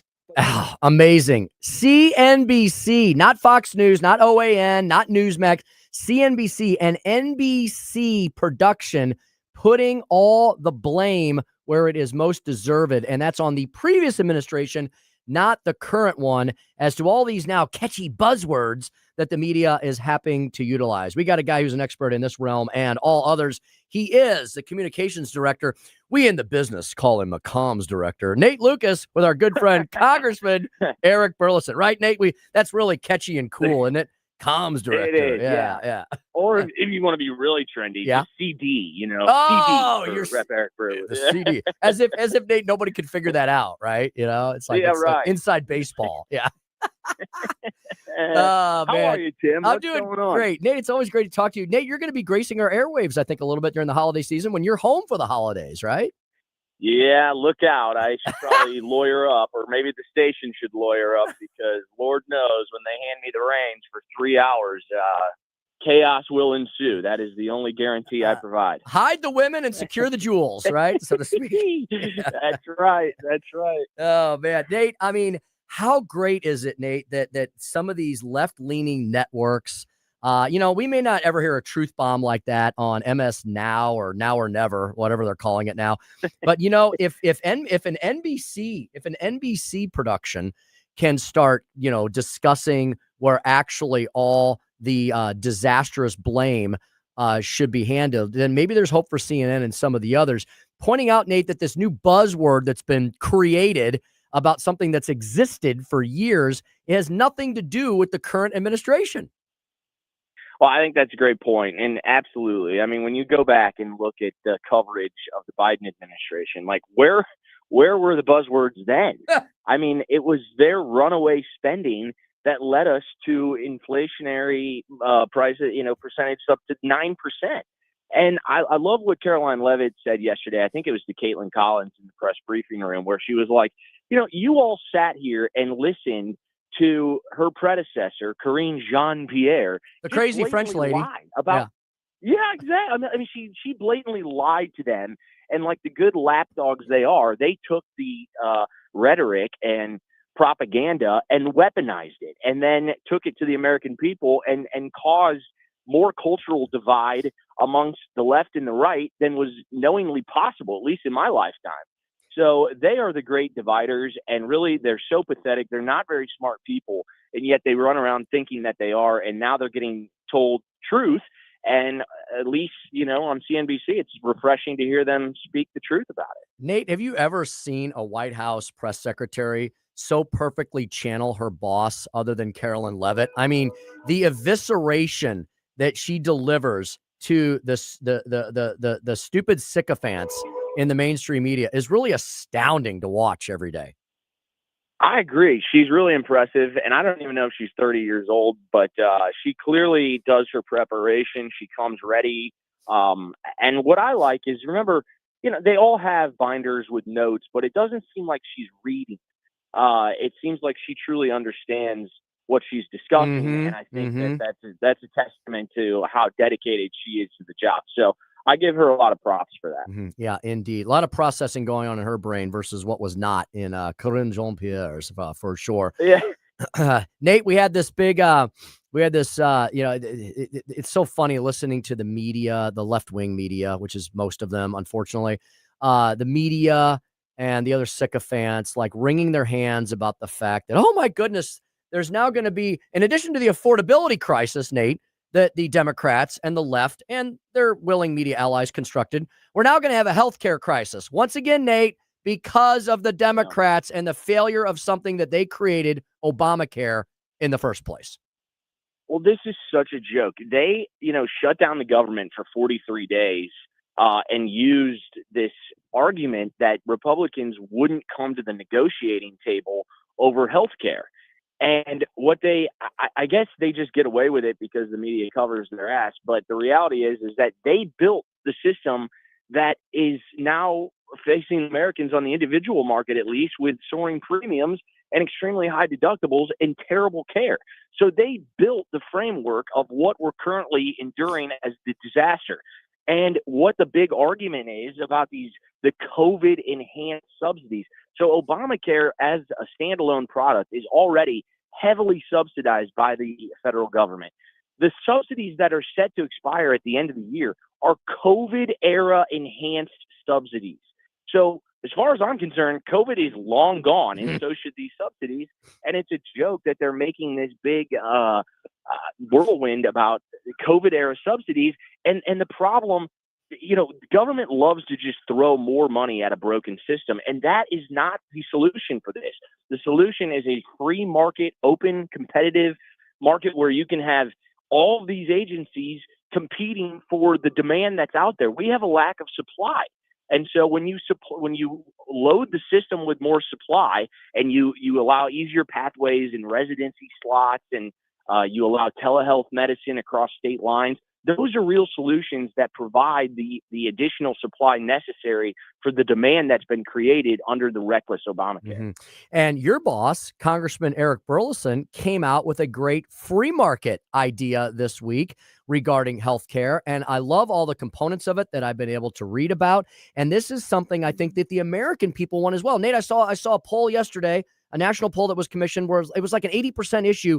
Americans would rather have more control of their healthcare decision making, whether it has to do with the caregivers or whether it has to do with the insurance companies, whatever it might be, versus having the government dictate everything. So I think Eric's onto something. What say you? Absolutely. I think you're spot on.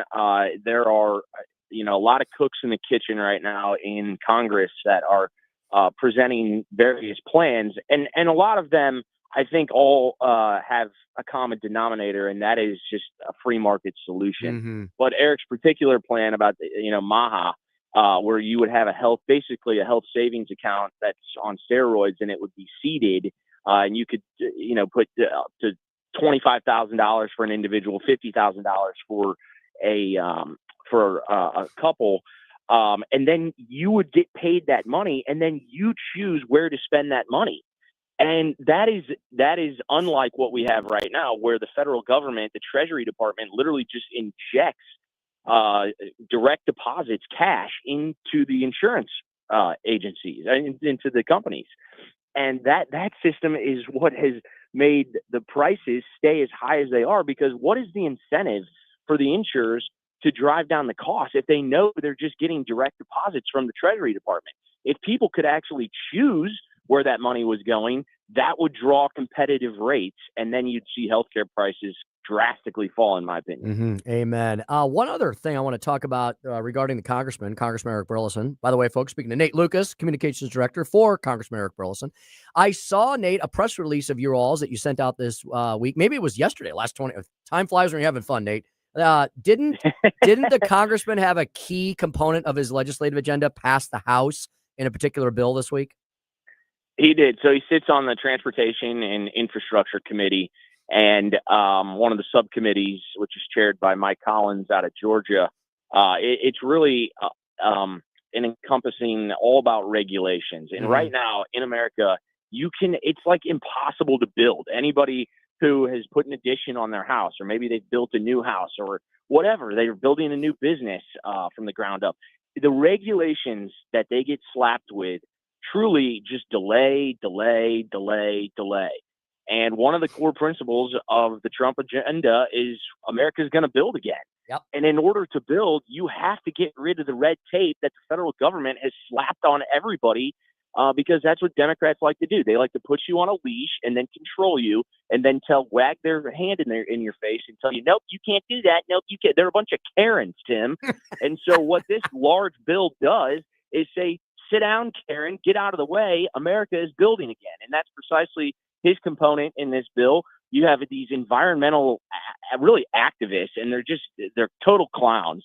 And what they do is they find one little loophole in any piece of the law or rule book that they can, and they go after these projects that they've already been approved, and then they go in and they delay the construction of the projects so that they can litigate it through environmental regulations. And it's just ridiculous. So they put brakes on our economy and our ability to build.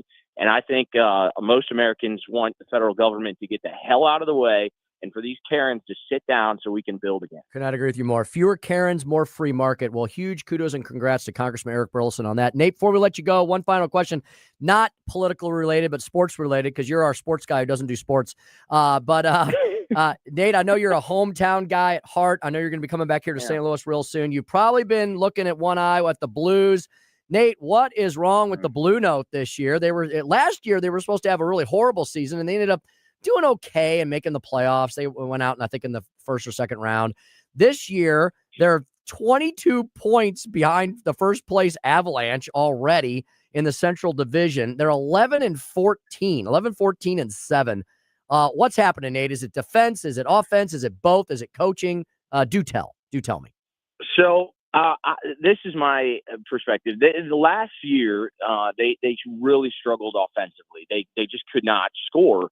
But they were bailed out because they had a goaltending tandem between Jordan Binnington and Joel Hofer that were just remarkable. They kept them in games, and they competed in the way in the NHL. If you can fight for 3 periods and your goaltender can give you a chance, like you're probably gonna sneak into the playoffs like they were able to. And then they did not win the series, but they blew it against Winnipeg. But they took them to a game 7. And that was the top team in the NHL or the Western Conference last year. This year, Tim, they're not scoring and they're not getting good goaltending. So that's a really bad tandem. And when you go into the first intermission and you're down by several goals, it's just demoralizing. And so they've got to, there's been some talk that maybe they're going to unload some key pieces right now that would be good marketplace items for teams that are more in the playoff hunt. But it's early enough to where if they could get this train back on the tracks, I think they could salvage the season. But they've put themselves in a pretty significant hole. I do not like, this talk about anybody saying that it's a coaching issue or blaming any of this on Jim Montgomery is just a Looney Tune that should not be discussing the sport of hockey. Jim Montgomery is a terrific coach. It was a blessing that the Bruins fired him and the Blues were able to bring him in. I still think it was a mistake to fire Craig Berube when they did. But having a guy like Jim Montgomery is the perfect lieutenant that you want to lead this team back to its winning ways. And they'll get there. They got to get past whatever's going on. I truly think they gave one of their young players, Jordan Cairo, a huge, massive contract before he deserved it. He's making $10 million a year, and they've got to get more production out of him. Yeah, truly, indeed. Yeah, Nick. Well, Nate, the Stanley Cup season showed us that hope springs eternal, so we'll keep hope alive because we got a long way to go. Nate Lucas, Communications Director for Congressman Eric Burlison. Nate, thanks for everything. We're looking very much forward to seeing you here on the home front at News Talk STL. Merry Christmas, Nate, to you and your family. Can't wait to see you here back in the homeland. Merry Christmas, Tim. You don't know how many your name pops up more in this town of Washington, D.C. than anyone would ever expect. It's you're a well-known commodity up here. Wanted ads and milk cartons, Nate. Wanted ad milk cartons. Yeah. Right. Indeed. Always a pleasure. Merry Christmas, Tim. Thanks, Nate. We'll talk to you again soon. My good buddy there, Nate Lucas, working for Congressman Eric Burlison, 8:34 in the AM.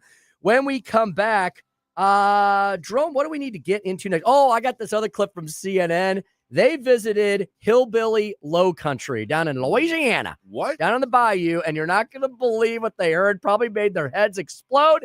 That's up next on Mike Ferguson in the Morning. Tim Jones in for the one and only Mike. 1019 94.1 News Talk STL.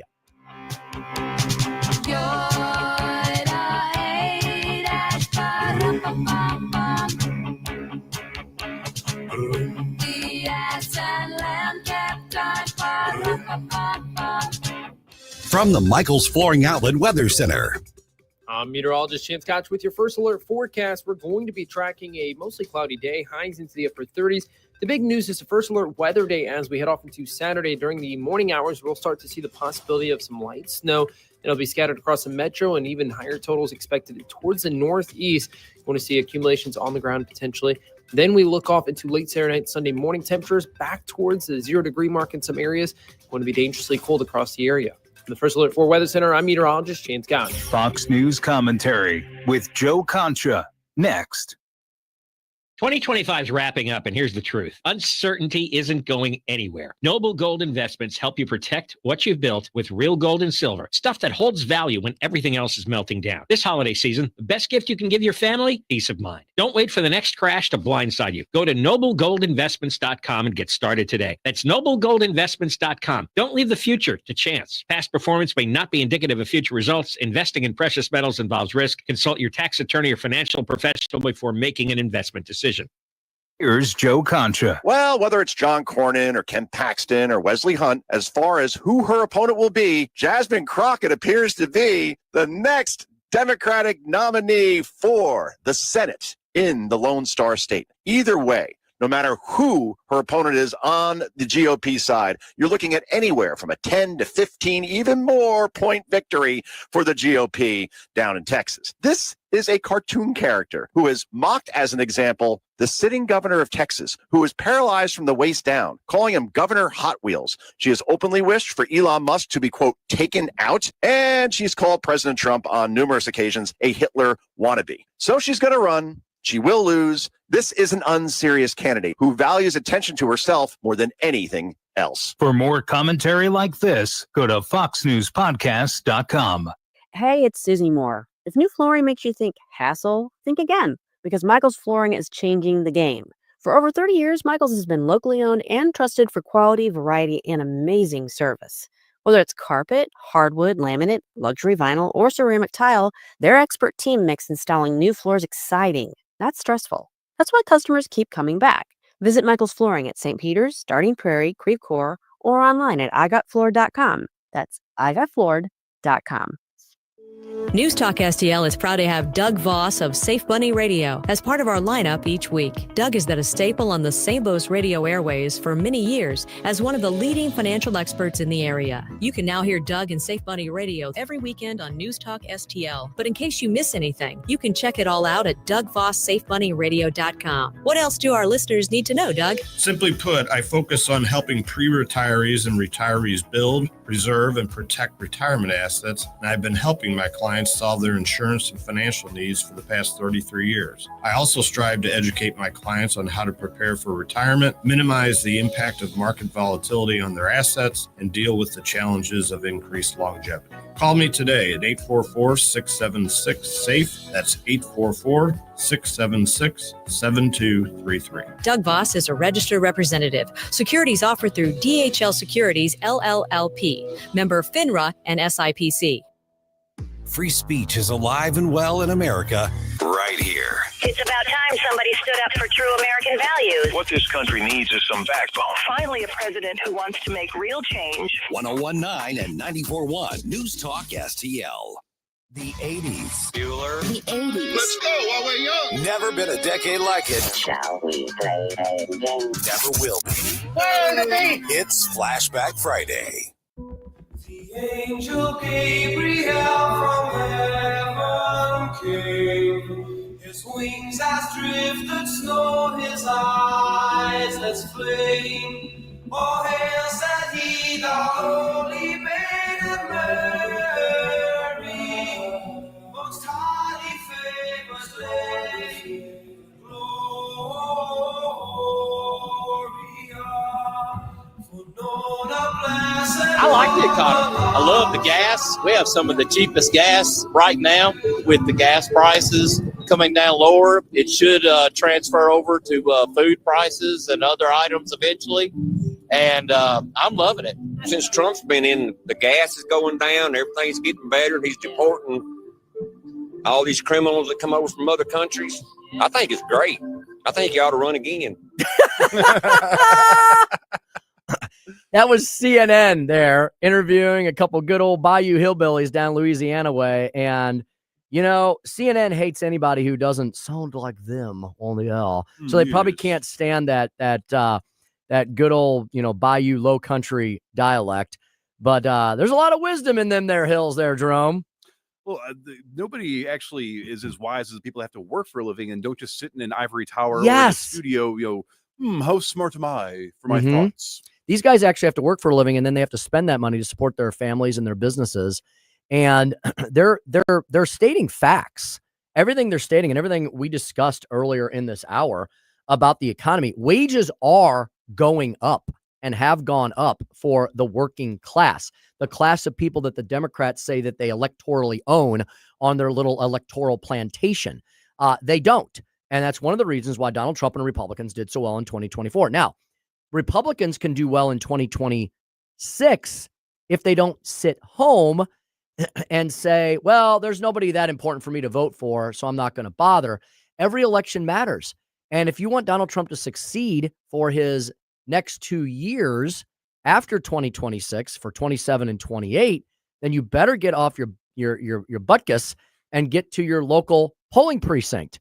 I don't understand this concept. I guess we're reactionary, Jerome, on the right by nature. I guess we're reactionary by nature, but we need to be proactive and go on the offensive, as Vic and Ken often talk about, if we're going to maintain the fiscal sense and sanity and position that we've regained on the world stage. I like that idea, being proactionary, not reactionary. Yes. Because when you're reacting to something, that means something that could have been working and was just fine now is no longer working and you have to do something. But if you do proactive maintenance, especially when it comes to politics and the economy, then you don't have to react because it just works. Yeah. And you know, other than the uniparty, Republicans and Democrats, most Republicans, government doesn't come naturally to them, Jerome, because they don't want government to do anything. Yeah. You know, they don't, or definitely the wrong things, right?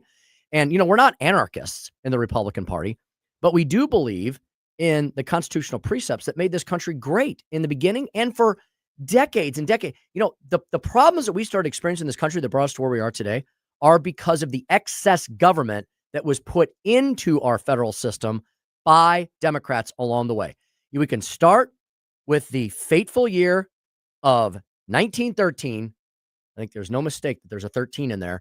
1913, when Woodrow Wilson, the epic racist Democrat, look it up, put the first income tax in effect. It was all downhill from there, Jerome. And the strange thing is that we still had roads, we still had buildings being built, we still had a functioning society before he decided to make that what I would consider an economically fatal mistake. Between 1776 or when George Washington officially took office as first president, what was that, 1780 something or other? Yeah.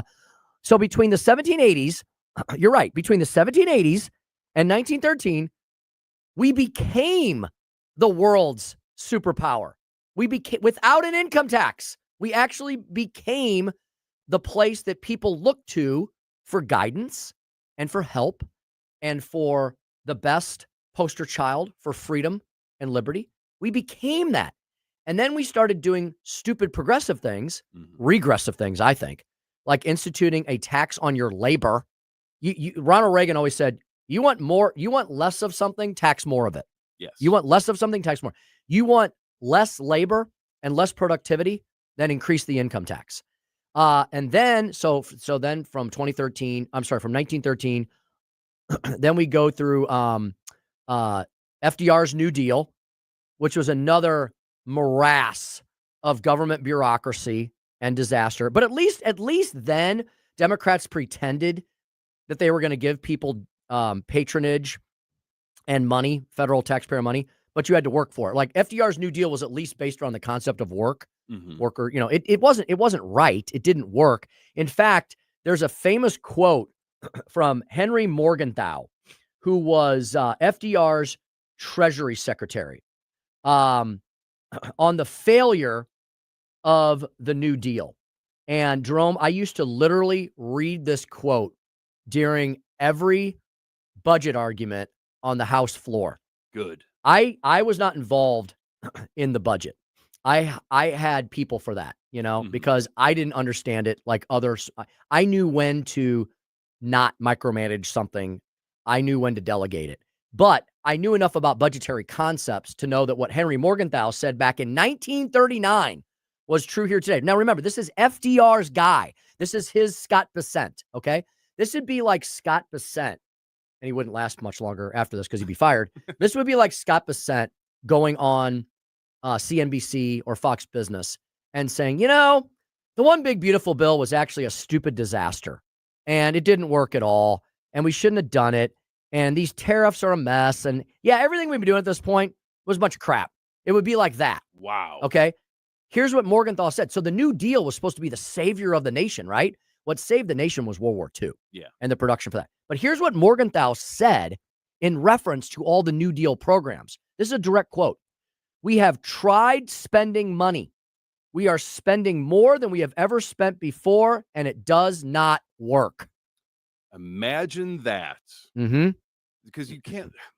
Government spending is a problem, not the solution to the problem. Because the more government spending you have, the less private sector spending you have. And this is what liberals, I think they understand, but they don't want to admit it. Not all liberals are stupid. Many of them are. Mazie Hirono, Johnson, Hank Johnson, who thought Guam was going to tip over if you put too many people on it. Jerome, these people literally said these things. I didn't make up their stupidity. They did it all by themselves. These people have impacts on our livelihoods. It's amazing, isn't it? And that's the kind of stuff that they're saying. Controlling trillions of dollars. Yes. And they have access to things like, making decisions every once in a while on our national defense. They did pass the NDAA. I think that was a good thing. We'll find out as that is kind of developed. But all of these people say these things. And let me finish my history lesson. So, okay.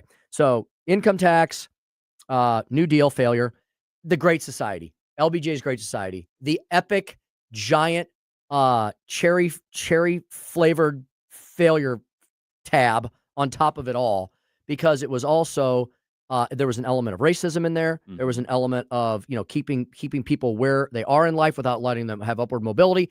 The whole idea of the Great Society was we'll have government be the society for you, and in a very Orwellian way, we'll just take care of everything, and you can all sit in your little crappy little gray cubicles and like it. Well, I guess that kind of makes sense now when I think about how many people that are my age that still live at home and their parents take care of all the bills. Why would they not sit there and say, well, this is great. Why don't we make all society like this? Now realizing that's a terrible society to live in. Because it eventually fails. Yes. The socialism devolves into communism. The communism devolves into oppression and death. Hey, on that happy high note, it's 8:47 in the a.m. When we come back, we'll have our final segment. We'll wrap up with everything you need to know we may have missed, and then we'll hand things off to the great Vic Porcelli. Vic and Ken at you at 9:05 here on 101.9, 94.1 News Talk STL. My son shall be Emmanuel, my sins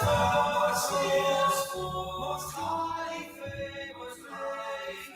This holiday season, help Feed My People fill the shelves. NewsTalk STL and the STL County GOP are partnering for an annual food drive, November 10th through December 21st. Drop off your non-perishable food donations at all Bartolino's restaurants, all Chris's Pancakes and dining locations, all 3 Michael's Flooring outlets, STL Windows and Doors, or at the NewsTalk STL studios. Hey, it's Mike Ferguson, and together we can make a difference for families in need. Visit NewsTalkSTL.com for complete drop-off locations.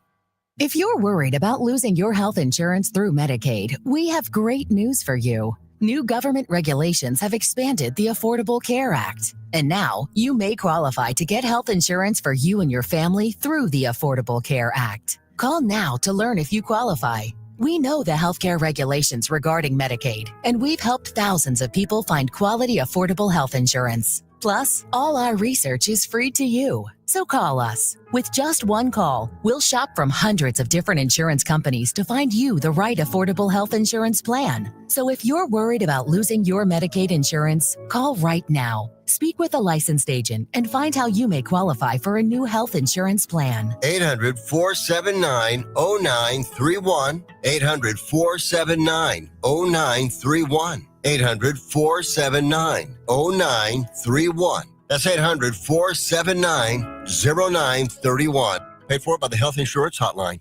Tim Jones and Chris Arps in the afternoon. Don't you wish there were more choices on where to buy your energy besides Ameren? Abby Foster of the Retail Energy Advancement League will break down what it takes to make that happen at 520. Tim Jones and Chris Arps. Weekdays at 4 on News Talk STL.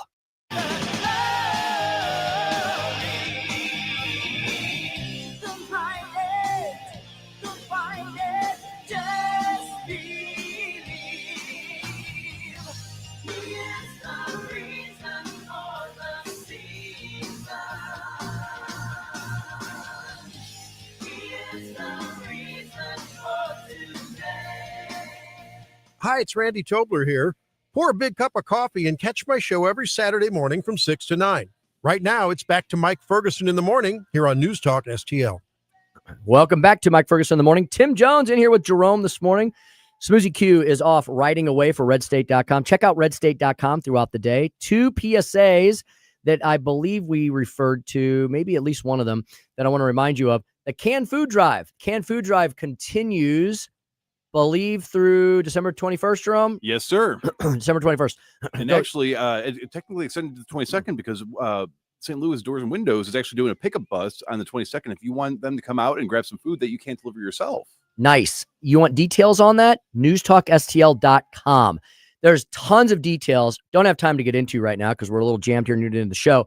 But all you got to do is go to NewsTalkSTL.com. All of the information, all the drop-off locations, all the new information about our wonderful sponsor and advertiser and supporter, STL Windows and Doors, about the fact that they are now our 11th or 12th drop-off spot. Or, as Jerome said, they're going to have a pick-up day. Well, they'll come to you. They'll be your own little Uber Eats in reverse. They're going to take the food from you, as they should, because you need to give it to those who need it. We're helping out Feed My People, a great local charity based right here in the county of St. Louis. They have reported to us a week or two ago that we have already collected over 600 pounds of food. Jerome, I'm going to predict we're well over twice that at this point because this barrel we have at the station alone, this one barrel that we see every day, has been overflowing again and again and again, and they keep coming and picking the food up, and you all keep dropping up. Keep doing it. We can also take toys, new unwrapped toys. We can also take non-perishable toiletry items as well. Anything that people might need around the house or for themselves that they can't afford during the holiday season. Holiday season, I love it. I love the beauty, the warmth, and the family, but some people have a really tough, dark, rough time. Maybe they've lost a loved one. Maybe there's an empty seat at the table. Maybe they're going through a tough time with their family or with friends or with estrangement or something like that. Maybe they're down on their luck and they want to get back up on it, and they just need a little helping hand through this holiday season, especially which is often tough in the heartland. Let's help them out indeed. Yeah, and that's something that I hear a lot from the people of the left when it comes to us talking about wanting to cut things like, get people off of SNAP, get people off of some of these government programs. Like, well, you conservatives, you just don't have a heart. Well, I think we're proven wrong right now because this is entirely volunteer. This is entirely us of our own volition going and trying to make a difference in our community, and it is working fantastically. It's far exceeded so far how I thought it was going to perform. Private charities also function so much better and deliver such a better bang for the buck than anything the government can ever hope to do. And so that's why we're doing this. And because we are good, compassionate conservatives. Also, while you're at newstalkstl.com, you can check out all the other awesome things we have, including something for you and your family, Conservative Christmas Stocking Stuffer Contest. Join that effort as well. Enter as many times as you want. There is a huge grand prize from one of my personal advertisers, Newstetter's Fine Jewelers, wowdiamonds.com. They're giving away the $500 grand prize, but so many of our advertisers. I'm looking here, Havana 1961. Who else we got here? We've got, I should put my glasses on. Trolley Stop Bakery. We've got Whistle Pig. We got Gulf Shores. And there's so many more that are giving away tons of gift cards. So we're not only just going to have the grand prize winner, we're going to have probably dozens of other winners. So you could win too. Go to newstalkstl.com. Sign up today for the Conservative Christmas Stocking Stuffer Contest. And hopefully you've been good and you're on that nice list. Otherwise, they're not going to let you enter, right? Indeed. Hey, Jerome, could we possibly, do you have that other Sting song I sent you? I'd love to play a little bit of that because it's one of my favorites. Not really. It's called Soul Cake from If on a Winter's Night. I'll talk for a minute while you find it. Sting, I love Sting.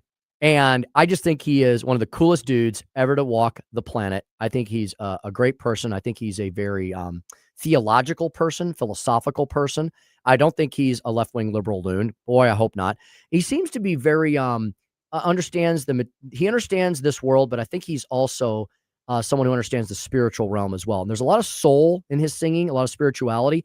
He did an album, not really a Christmas album, more of like a winter album. It's got some Christmas tunes on it. He did a reimagining of Gabriel's Message, and he did this song called Soul Cake, which really gets me, for whatever reason, in the mood for the season. It's a little bit of melancholy, which I think winter and Christmas often can be, but it also has a lot of hope and joy and warmth. I when I hear this song, Sting is one of those guys that can like project images into your brain. And I view myself sitting around a cozy living room, maybe in a cabin or in a big stone castle with a huge giant hearth fireplace with my loved ones around me, and we're having a big feast. Or maybe it's more like after dinner and we're kind of cozying back in the big armchairs. And that's what this reminds me of. Here's a little bit of piece of that for you here before we run out of time in the show. These good misses a soul cake. 1 for Peter, 2 for Paul, and 3 for him that made us song.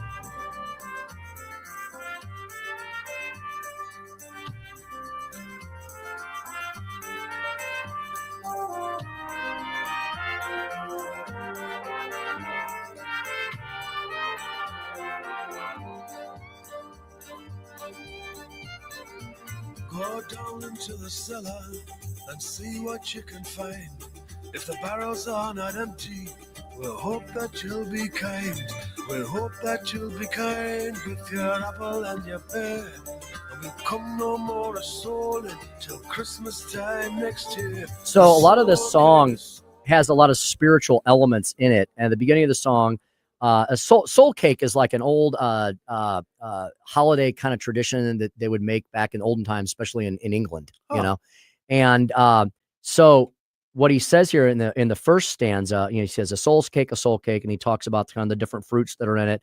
And then he says, 1 for Peter. Here's the spiritual reference: 1 for Peter, 2 for Paul, 3 for him, capital H, 3 for him that made us all. Wow. God bless the master of this house and the mistress also, and all the little children that round your table grow, the cattle in your stable, the dogs at your front door, and all that dwell within your gates will wish you 10 times more. It's a song of plenty. It's a song of spirituality. It's a song of warmth and feeling. And I hope you have those feelings during this Christmas season. That is absolutely beautiful. And I feel like we're really missing a lot of that from our music these days. You don't really get to see people openly, at least, making music like this because of the stigma that, Christians bad. We need to remove Christianity. But it's like, how much better of a society and how much warmer would our holidays be if we had more people making music like that? Indeed. Are we out at 58:20? Yes, sir. Okay. So we got a couple seconds left here. So yeah, how great is it, Jerome, that there are artists that still exist that can develop and sing lyrics like that have that. I don't know what Sting's religion is or lack thereof, but he obviously has a he has a deep sense of spirituality within his core. Absolutely. And like I said, it's when those trumpets came in and you started hearing a little bit of fiddling, Mhm. when you were talking about feeling like you're in the woods and a Yes. nice warm I absolutely felt that. The cover of the album, he's walking in the woods with a wolf by his side because, of course, Sting's the only cool guy on the planet that can do that. Hey, we got another couple cool guys coming up. Vic and Ken, the Vic Porcelli Show coming at you from 9 to noon. I'll be back this afternoon with Chris Harps from 4 to 6 p.m. 1019 941 News Talk STL.